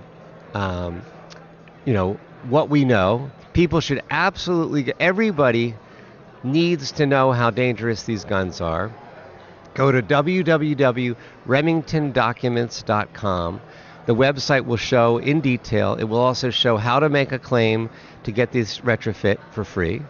To be clear, the settlement was approved. The judge expressed grave concern that not many people still had filed claims, but said he didn't know that much more better could be done. There is an appeal. There are people who have objected and are appealing that to the Court of Appeals. So the settlement technically hasn't gone into effect yet, but people can file claims now, and anybody who can needs to stop using these rifles and file claims to make sure they don't harm themselves, their loved ones, innocent third parties, etc. Well, are there, just unbelievable. Right. Are there documents like where people email or write to each other in Remington saying like, these are the results of the test, they're right, we know about this death? Like I'm just I'm just curious how the human beings in that company, what their state of mind is when they are making these decisions, where they, because it's just beyond comprehension. Well, sadly, it's astonishing, but it's not beyond comprehension. I mean, we have seen examples of this ever since, decades ago with the Ford Pinto, where there was a memo in that case where there was a financial analysis of how much it would cost the company to do a recall versus how much it would cost the company to simply pay for all the deaths of the people who were going to die. And they decided if they want to maximize profits, they should let the people die. Now, that was in the Pinto case. Right. There's no memo like that in the Remington case, but there are documents showing how many claims are being made and how much, they did an analysis of the recall, and ultimately they just decided financially it was not worth the money to do the recall, even though it was clear they knew there was a defect, they know the gun was firing without trigger pulls, they knew people were being shot and even killed, and they decided not to spend the money on a recall. It is jaw-dropping, and what makes it even more disturbing is that in the Ford Pinto case, there is a federal regulatory agency, the National Highway Transportation Safety Administration, that ultimately can order a recall, which it did. Right.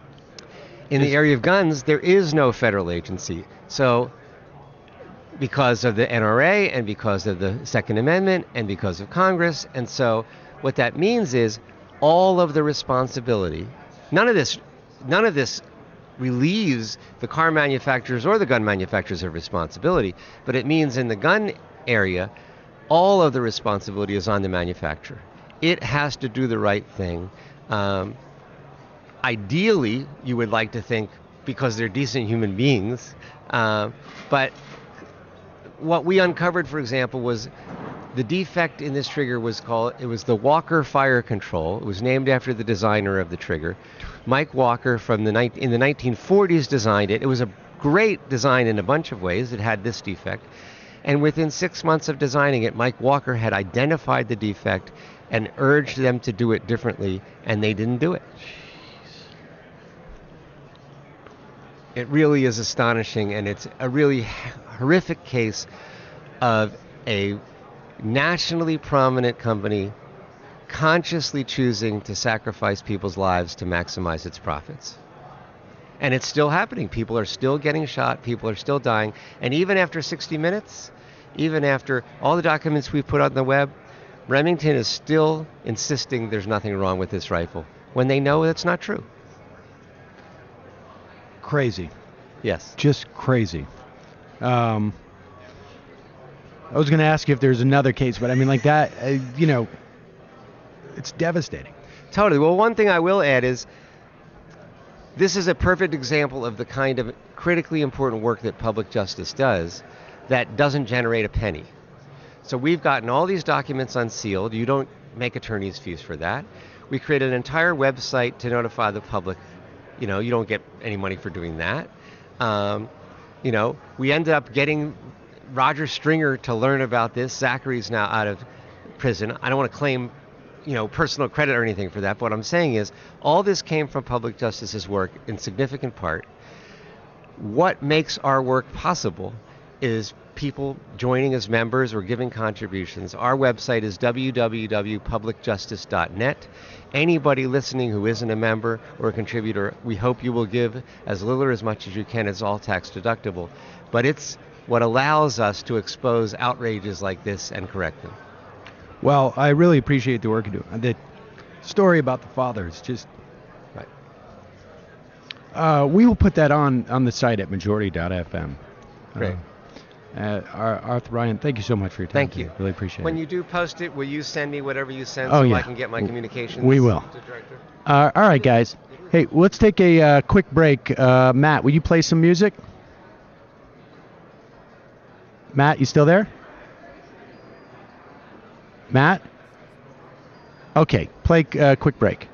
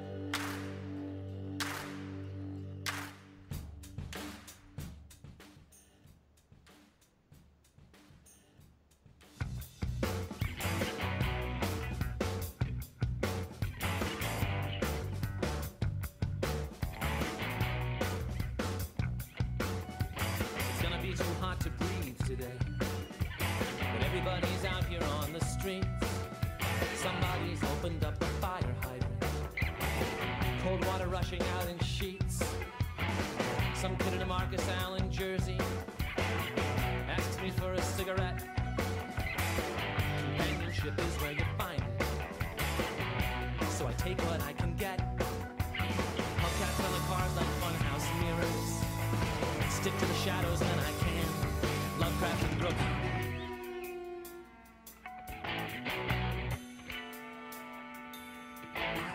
goes down the armies of the voiceless, several 100,000 strong, armed without their bandages, their voices raised.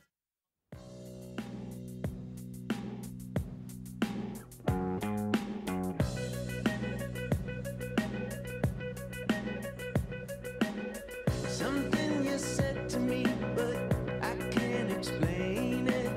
Something you said to me, I know you've asked it. Somehow you found me. The words are in motion. Somehow you found me. The words are in motion now. I got locked in myself and I don't know what to do. There were dreams in my eyes that now don't shine. Are we back? Yes, we are. All right. Sorry, folks. Had to take a little break. That was horrible, huh? That was a really disturbing story. Yep. Not surprising, though.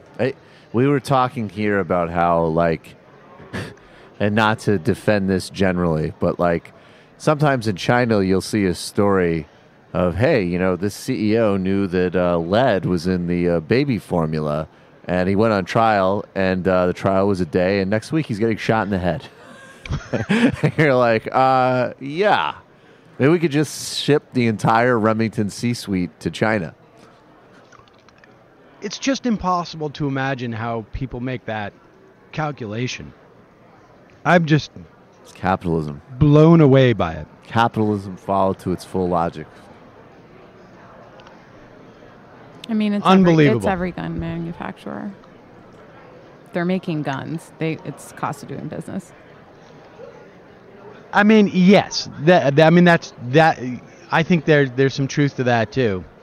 But to, like, you know, you can, I guess you could say, well, people die in car crashes. We've seen So it with car when people, companies. We've seen it with pharma too. I mean, well, but you know. but I'm saying, like, I think, you know, Kelly's point is that gun manufacturers know that they're making guns that are going to be used to kill people, and at least in their minds they have the ability to say, like, but a human's pulling the trigger, right? Guns don't kill people. People kill people. At least that's the way, like, you can almost, I don't agree with it, obviously, but you can see what the rationalization is. But in this instance, like, it's just purely, there's just the rationalization, it's just... Well, I guess I was thinking the analogy in some ways would be like, you know, I mean, you let a drug go to market that you know will blow certain people's hearts up. I mean, you know, Yeah. that does happen across sectors, Yes. right? The only other analogy is the interview I did 15 minutes earlier. Yeah, exactly. The only way you could here. possibly contextualize this would be to go back to your last guest who talked about another horrific corporate criminal cartel. I mean, there does exist a solution to not what the last guest was talking about in the gun industry, but fingerprinting guns that are fitted with that can only be fired with certain Right. fingerprints, and it's just not. They just. There's absolutely no way to come up with a technology where you could put your fingerprint, let's say, on a gun or even a phone, and it would register it. It's no way to do that. Exactly. No one would have ever thought it would have been Impossible easy. to even conceive of something like I mean, that. it's not cost effective, so they don't do it, and toddlers kill each other every single day. Right. You could eliminate that whole class of accidental shootings. Correct. By instituting that. But Yeah. But it whatever, would I'm be sleepy. an infringement on freedom, Sam, if we made them do that. it would be an infringement upon freedom, and it may be like, I've really been eyeing that top of the line Lexus Yeah. or whatever. Yeah, exactly. I don't know why I did the Trump voice, but Well, it just I don't sort of know. works. Maybe it's I'm an obvious. icon for corporate criminality. How about we just... I am the full logic of this obscene system we're in, taken to its natural conclusion. Anyways, and I had no idea it would be this hard. Let's this whole North Korea stuff, that Reuters interview And there was a lot in there where Trump also said, yeah, it could be really, really bad with North Korea or whatever it is. Could be. He said, really terrifying. Here is Wayne Rex Tillerson Tracker, as we call him around these parts, at the United Nations Security Council. Was it this morning? I think it was, right? That's correct. Saying that North Korea, making a demand on North Korea. Well, let's play this and then let's talk about it. Since 1995, the United States has provided over $1.3 billion in aid to North Korea. And we look forward to resuming our contributions once the DPRK begins to dismantle its nuclear weapons and missile technology programs. The DPRK, for its own sake, must dismantle its nuclear missile programs if it wants to achieve the security, economic development, and international recognition that it seeks. North Korea must understand that respect will never follow recklessness. North Korea must take concrete steps to reduce the threat that its illegal weapons programs pose to the United States and our allies before we can even consider talks. And then Wayne Tracker commented on the YouTube of that to try and influence North Korea's thinking on this. Obviously, the danger here is that it really locks the United States into a position that precludes talks unless North Korea completely accepts the premise that they don't need nuclear weapons to protect themselves. And that to me seems like there's not a lot of maneuverability there. Yeah, I mean, I also think that there is it's not a great situation, obviously, but there has been a logic to how this has gone back and forth for a while. And they kind of know, at least the North Koreans, it seems like they've gotten used to playing a particular kind of game, which they escalate, then we escalate, and then we give them some type of package, and then they tamp down. There's some notion on both sides that both players recognize that the other outcome is completely unacceptable. Before you even get to the idea of them launching a nuke or something, just what they would do to Seoul alone in South Korea, just with conventional weapons, could immediately kill a massive amount of people in a major city. And I think, I don't know. I don't understand what they're trying to do here, but I did look it up a little bit, and the Bush administration tried to be a little bit more, hawkish with them out of the gate as well. And then by the end, they were essentially doing what Clinton was doing and essentially doing what Obama was doing. So, and the other thing that people have put forward is that the North Koreans might be thrown because their calculus is always that the American president essentially gets what the dynamic is and that there can't actually be military escalation. And they might actually be like, wait a second, wait, we're supposed to be the crazy ones. Right. What's going on? It would not, and with Donald Trump going on, like I say on that Reuters interview and saying I just want people to know it could get really, really bad. It does not seem to me to be out of the bounds of rationality to presume that what the Trump administration is doing is preparing everybody and setting the table to do some type of first strike thing. I mean, I'm just saying that is not, that interpretation does not seem to me to be outside the realm of possibility, which, of course, like you say, is very scary. Yes. And there is also, just broadly speaking, no reason to have any confidence in the idea that these people know what they're doing. None whatsoever.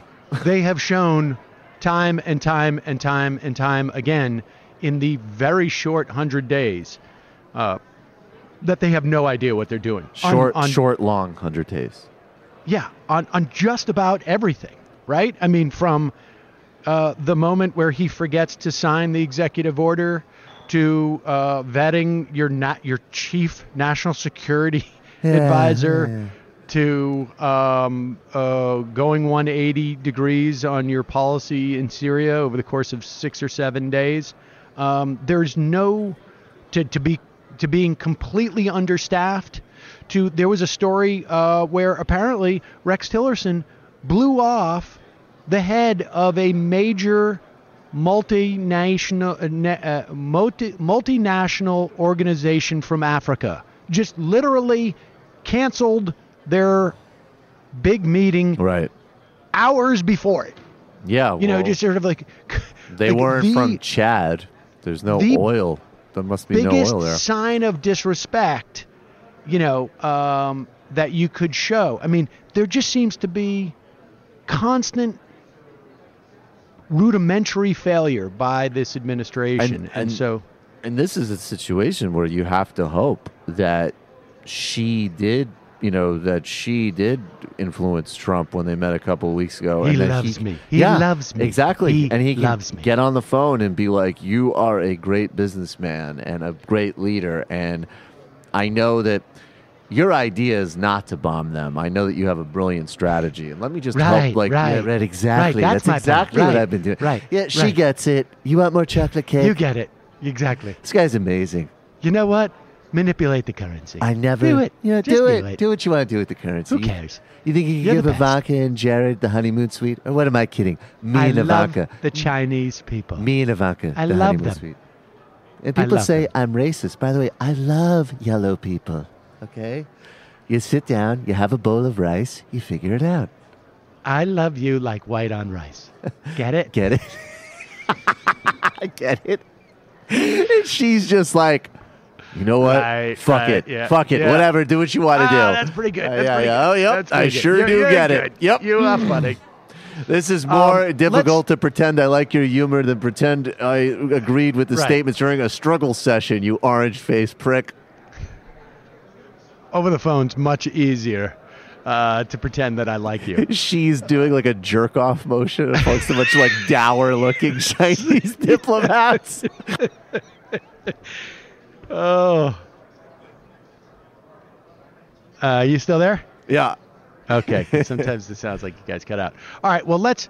Here is a clip of Bernie Sanders on Chris Hayes characterizing the reasons why he did not go. Now, remember, on Wednesday of this week, Donald Trump assembled the entire Senate on an off-site location, special skiff, as they call it, I guess, to ostensibly, I mean, unless everybody was really, really putting on their game face when they came out, basically say, hi, everybody. Thanks for coming. Wanted to make it clear that I could make you assemble off campus. And even like Bob Corker walked out of the thing just going like, yeah, it was a briefing. And but here's Bernie Sanders as to why he did not go. Another part of this sort of carnival atmosphere today, there was a million things happening, was this strange spectacle of everyone in the Senate getting on buses and going over to the White House for a briefing that normally would just be conducted at the Senate itself. My understanding is you're one of the people who did not go. Why did you not go? For precisely the reason that you gave. These supposedly highly classified briefings always take place in what is called the skiff room in the Congress, which is a very well-designed room to prevent any cyber security issues or security issues in general. What I did not want to be is part of a photo opportunity or a political effort on the part of the White House. The issue of North Korea is enormously important. and we need bipartisan efforts to control North Korea's very aggressive nuclear efforts. But I did not want to be part of a roadshow for the White House. Good for Bernie. Yeah, that's perfect. I mean, Matt was saying how sexy it was, or Michael was saying how sexy it was to him that Bernie didn't go. That's not exactly an accurate report. It is a weird way to characterize your excitement about not that. But exactly what happened. No, I like that Bernie's just hitting all points. He's hitting it on policy, but now he's also he's gotten very astute about little optics things like this. Like, why would I go and become a photo op opportunity and a prop, especially when you might potentially... Is it really that complicated, though, to be like, no, I don't think so, fuck you, I'm not going? Well, apparently it is, because everybody else went. Or well, many they other don't want to be like, fuck you. We got so many chairs into that room, about that. You would not believe You would not believe it. And a lot of people are telling me that the chairs are what blocks the cybersecurity incursion so that fat guy in New Jersey won't know what we're doing. Before we talk about North Korea, I just want to say, here is Ivanka's latest line. I'd like to see every one of you wearing it or giving it to your wives. It's wonderful. Isn't my daughter gorgeous? Okay, second order of business. I would like to say that if anyone in this room is planting a bug on behalf of North Korean intelligence, could you please not do that? State who you are and leave the premises immediately. Where's Bernie? Where's crazy Bernie? That guy loves North Korea. Unbelievable. Did you guys see the oh, you know what? We got to get this guy on. I don't even know why it even occurred to me. Gosh darn it. But the President Show premiered last night. Did anybody see it? The one you appeared on? I did not.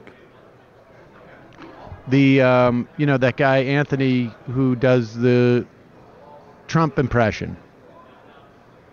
Oh, you got to watch. Yeah, we'll check it out. Watch, if you can't watch the full show, just watch the video of Trump going around New York City. There's a moment in there that literally just killed me. It's very okay. funny. I'll check it out. All right. Oh, let's talk about this. There is a breaking story, exclusive on Mediaite. I've never been able to pronounce this site. Mediaite. Advanced talks underway for new conservative network amid fears Fox News moving too far left. that means like a new meeting of like, wait a second. It's one thing to be able to say racist things on TV, but Fox might be going in a direction where we can't grab women's asses in the hallway anymore. We need a new conservative network. Exactly. We're on the heels of major shakeups at the Fox News network, an alternative conservative network is being actively discussed amongst conservative fat cats. And they're talking about like Bill O'Reilly, and Tomi Lahren. Jesus, you know what? I give up. I'm sorry. Build with I love this country. I'm a conservative. I disavow everything I did. I will take my show now. Jesus Christ. The endless amount of money in this world. The best of this is like that is like it. The idea of putting Bill O'Reilly and Tomi Lahren on the same network sounds like some type of FBI sting. It's like some type of like entrapment. Yeah, that was entrapment. It's totally unfair. On Thursday, yesterday, Gabriel Sherman, who has been like the go-to reporter on Fox News and the Ales for at least, I think, 3 or 4 years, wrote a book about it, reported that sweeping management changes may be coming to the network, that the network's co-president, Bill Shine, who, after Ailes, was the guy at Fox, recently asked the Murdoch sons, Lachlan and James, to release a statement in support of him, and apparently Gabe Sherman reports that they rejected that request. And so Sean Hannity... Sorry, not sorry. Sean Hannity tweeted at Gabe Sherman, and he wrote, "Gabe, I pray this is not." And he wanted to capitalize that because apparently he thinks that this writer can't read. Not true, because if it is, that's the total end of the FNC, Fox News Channel, as we know it. Done. Best Sean. And this is, I guess, this is a subtweet, I guess, really, by Sean Hannity to the James and Lachlan Murdoch. What's also weird about it, and you've got it up on the screen, right? Yeah. Right, Yes. Matt? For some reason, he put an umlaut over the A in Gabe. And I wonder if that's like some type of like super secret like Pepe thing. It's just if you hold down the button, the A button. I think that what I'm wondering is if Sean Hannity's losing it so much that like the actual Sergei Lavrov should check in on him. It's like, are you okay, Sean? You seem very upset. It's interesting that these tweets that Hannity is sending to Gabe Sherman all end in best Sean. Like the respect that he gives to Gabriel Sherman is kind of interesting to relish at this point in time. It's like, okay, who does that on Twitter anyway? It's like when your grandma writes on your Facebook page. I would really like if Gabe... Like every email that I get from my mom is always like very formalized. No, but I mean on think, Facebook, like it'll be like, it'll be like, love mom. And it's like, yeah, mom, it says that it's you. Like you don't need to write love mom. Wow, Kelly. I mean, your I mom hope you're listens to the listening, show. Miss Carey. But I think he does that best, Sean, because he is really sending that to the Murdoch sons. Right. I think that's what it is. It's an affect to make it like that the conversation, that he's being congenial. And he's also asking Gabe to not report on his own sex scandals. Like I say, I don't think that Sean Hannity. I don't think I so still, either. No, I think Sean's hands are clean. All right, let's play. Let's play. You guys are so filthy. I wasn't going there. One more clip. What is this Jeff Mason clip? In that Reuters interview, apparently Trump printed out his electoral map and handed it out to the reporters present. Yes. What? It's amazing. They don't have access to that stuff at Reuters? There's a lot of red in it. Let's listen to Reuters. Is he an editor, Jeff Mason, or a reporter? He's a White House correspondent. Okay, so Reuters White House correspondent Jeff Mason telling Chris Cuomo and Allison Camerata that Donald Trump came with a visual aid to their interview. He sort of interrupted himself and handed out this map of the Electoral College and said that these were the latest figures of the areas in the country that he had won in 2016. And there were three of us in the interview, as I said, and he had a copy for each of us.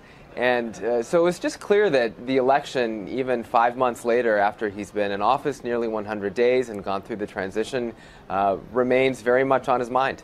Was it about his feeling of success, or did you feel that he still feels he has to prove that he won because there's so much cynicism? I think that's a good question, and it's hard for me to answer that. I think he just wanted to relish in the fact that this map looks good for him. And he said, the red is obviously us, and the red are the areas in the country that he won. So he's just very proud of it. And whether that's rooted in a sense that he still has to prove that he won, or that he's upset that the media got it wrong in terms of the predictions ahead of time, it's hard for me to say. But he certainly wants people to know, and he really enjoys looking at that map himself and sharing it with others. Mommy, look at the map. Look at the map. Look at the map. I mean, I just would like to say I'm totally stable. I'm mentally and emotionally fit. And I am in no way overwhelmed by how complicated, complex, or demanding this job is. I'm feeling great, and now I'd like to show you my daily Electoral College coloring map. Coke, anyone? Incidentally, might nuke North Korea. I'm told that they're actually in cahoots with Gaddafi, who is a very bad guy. He's actually still alive. And I had a big victory. I mean, I can understand the reporter has to sort of play it straight, but you don't really did you hear need how he to said be. that? He was like, yeah, apparently it makes him feel good. Oh, my God. Could you imagine? Just Well, you know, like to take that's- out my electoral map coloring book again, everyone. These are the It's newest unbelievable electoral that- results from the election from 2016. Yeah, It's unbelievable that beat sweetening now, the bar has just to, like, you just, whatever you say, just don't say that he's completely psychotic. And that constitutes the beat sweetener that you access next time, right? I mean, thought you because gave that's the why president really fair treatment by not immediately asking if he's in psychiatric care. Yes. Oh my God. Oh my God. Should we take a couple of IMs? I thought I might have David Packman around to talk about the tax plan, but it's getting a little. It's thinning out here. No Packers, huh? This is my coloring book, my 2012 win over Mitt Romney, which was fantastic. And as you can see, it was also tremendous. And in a certain sense, we actually won almost if you exclude white people. I mean, this is like 90-10. If you do exclude white people from the 2012 election, no one, there's never been an even remotely Never been a close. bigger victory. I think That's- even like George Washington didn't win as big of a margin. Well, I mean, look, George Washington was a great guy, but I think in a certain sense I was much more popular than him. That's a Saddam Hussein-style victory. It's fucking great. There might be a big war pretty soon. I don't know. Want a Coke? Michael, can you put on the IM machine? He's got to transfer let me get over there. Okay. Boop, boop, boop, boop, boop, boop, boop, boop. I should tell people that I am $200 up now. As opposed to the 300 yesterday? Well, look. That's 100 down. It's part of the strategy. So what you got to do, it's called a head fake. So you give a little bit back to the casino, and then they report up into the central part of the casino that, oh, he's losing. We can loosen the constraints that keep him from winning. All right, And the they send IMs that are down on. to the There's pit only one boss. so That's far. basically the way it works. Make sure that the app IMs also work. The app IMs? Yeah, you don't know how to do that? No, I do you? just know the IM system that we have.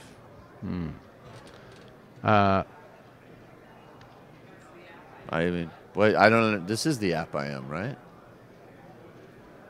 Yeah, it has Yeah, to be the IMs because are on. Okay. Instant you ready? Messenger doesn't even exist anymore. Okay. Honestly. Rick Fain.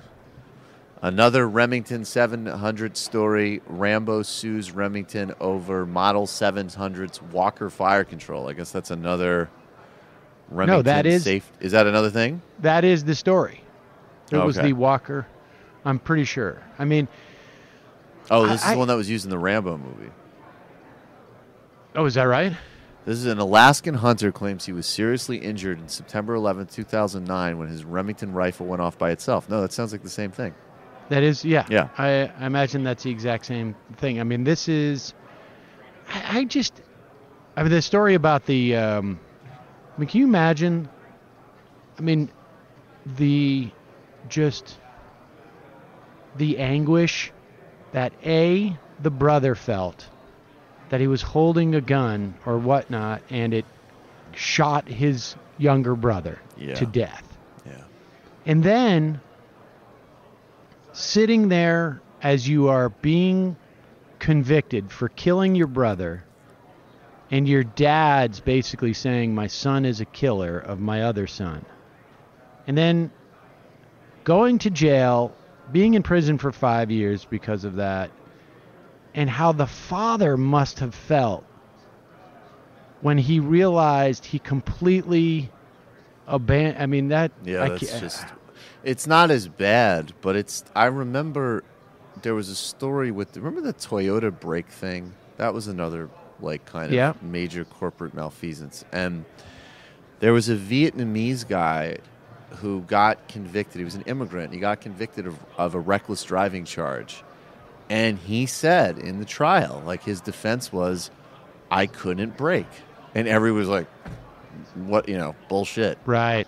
And he was completely vindicated. I mean, he was just in one of those cars. It really is amazing. I mean, I've been coming to this conference now for, I think, 5 or 6 years. And I've, I don't know, probably done close to 100 interviews with these attorneys. And I still just cannot wrap my head around the idea that there are any number of executives who see this information, who need to do very little calculations to understand the implications of it. And like I say, Kelly made the point that if you're a gun manufacturer, you know your gun is some of the guns you make are going to go out and be used to kill people. But I can understand how, like, those guys, I don't agree with it, but I can understand how, like, their minds work. Like, yeah, but same thing with the car, Yeah, we that's need cars, and but people die because they use them. But same thing with taking showers, right? If I own a shower company, I know somebody's going to slip and kill themselves in the bathtub, at least one. That happens with guns too. Right. But to know that you have a defective product, to know that you're putting out IUDs that are hurting women, to know that you're putting out a gun that shoots on its own and people are dying, and still just be like, let's get 5-10 more years of sales out of this. I just don't understand. I just don't understand how. I don't understand. Capitalism has a cognitive effect on people. I mean, there is research on this, I mean, I does something to your brain, and I guess also when you're it's the corporate structure. Abstraction too. Also, who wants to be the one in that situation to be like, guys, this is wrong? Well, what's the incentive for that? I think it's got to be the corporate structure, right? Because if I'm like a small business and I'm making cupcakes, and somebody comes and says, hey, that stuff you're putting in cupcakes is really bad. Right. I mean, maybe, a small business, there's less money involved. But I feel like in a corporation, the decision-making is so segmentized that nobody feels like they have full responsibility for it. Yeah. And it's like, I'm not really making this decision. I'm just not getting in the way. You're also at a human scale. I mean, presumably, if one of these Remington execs' neighbor, it had a Remington and their son got shot, not the exec's son, but the neighbor, that might make it more real to them. Do you want me to get on the phone lines? I mean, there are certainly stories of Open up the executives phone, who didn't whistleblow, who take their own lives and things like that, because it does bother some people. It doesn't. They do take responsibility. They just don't speak up. Would you like me to open the phone, Sam? I think we could take one phone call. All right, I've got to wrap in about 5 minutes anyway. All right, let me just say, I'll just put in really quick, libertarian perspective, maybe you won't buy Remington anymore. So ultimately, not as good for them. Right, that's true. Once you've disowned your child and realized that was a mistake. Yeah, exactly. Well, I'm going to re-own my child, apologize for calling him a murderer, and I am not going to purchase Remington again. Thank you, free market. The that question of I think it was in the context of Abilify that it's a First Amendment question to be able to sell to doctors off-label. Yes. I mean that is Haley total Sweetland libertarian heaven, right? I mean, it's just like, hey, after a while, these doctors, when they get enough patients who get these fake brain tumors, they're going to come back and say, hey, I don't trust that representative anymore. Exactly. Oh, but wait, he's taking me. Wait a second. He's taking me to the Bahamas. He's not such a bad guy after all. I'm going to give him a second chance. Or or the patients who are just like, yeah, nice try. This first tumor's on you, Brister Myler Squibb. I won't make that mistake again. I'm going to give you a mulligan on that one. And next time, though, first no tumor, more shame telling on me you. to give children medications that aren't aren't indicated for them. Yeah, all right. We have a call. You want me to get it on? What about Tortola? I've always wanted to go to Tortola. Yeah, let's hear this caller. Who is it? You are calling from a 347 area code. Who are you? Where are you calling from? Hey, my name's Ryan. I'm from St. Louis. I saw your message yesterday that you needed folks to join in, and I wanted to say I got laid off recently after the election. I had a job that was kind of, depending on Hillary winning, but, you guys really cheered me up, and it's nice to have your analysis and perspective. And so just wanted to chime in and say thanks for, your contributions. Thanks. Oh, well, thank you. That's nice. I'm sorry about your sorry. job. What was the job that you were going to have? I think he hung up. No, he's still here. Just a little delay. You're still there, right? No, he did hang up. Oh. Well, that was very nice. I like that. Nice. All right, no more calls today. That about just going to call sums it you up. and compliment you and then hang up on you. The compliment line. We should end every show like with the compliment line. That's the best two traits callers can ever have: a compliment and a hang up. I would love to have multi-lines like they did on Coast to Coast. Like we have an East Coast callers. We have a Is Coast to Coast the do. conspiracy theory show? Yeah, I used to listen to that quite a bit. Was that like George Norrie? No, I think that was George Art Norrie, Bell, right? It was Yeah, Art Bell, yeah. and then George Norrie took over because Art Bell got lost in a Winnebago somewhere, I think, in like Arizona. Sounds cool. All right, well, look, I guess that we're going to wrap it. It is a Freebie Friday, as you know. Folks, your support is what makes this show possible. If you have the opportunity to support this show by becoming a member at jointhemajorityreport.com, please do. I am way behind on emails. I was hoping to do it, catch up with them on the plane, and then I had a problem connecting with my Wi-Fi, and then I'm here. It's crazy, but hello? My Where's the Wi-Fi? I'll just really quick, you want to hear a few quick IM summaries, or are we out? Yeah, no, I got a couple more minutes. I should also say you have 2 days left. 2 days to go to justcoffee.coop. Fair trade coffee to your chocolate. Use the offer code MRSPRING17 and get 30% off. This is with free shipping. 30% off your coffee. So if you ever wanted to try, let's say, the Majority Report blend or any other of their great coffees, and they do have like Ethiopian, South American. What? Maybe that's South American, Central American. Is there? Do they grow coffee in South America? Well, Yes, they must, right? Yes. Of course they do. Yes. But I don't know if they have South American. I know they have Central American coffee, but they have Ethiopian coffee.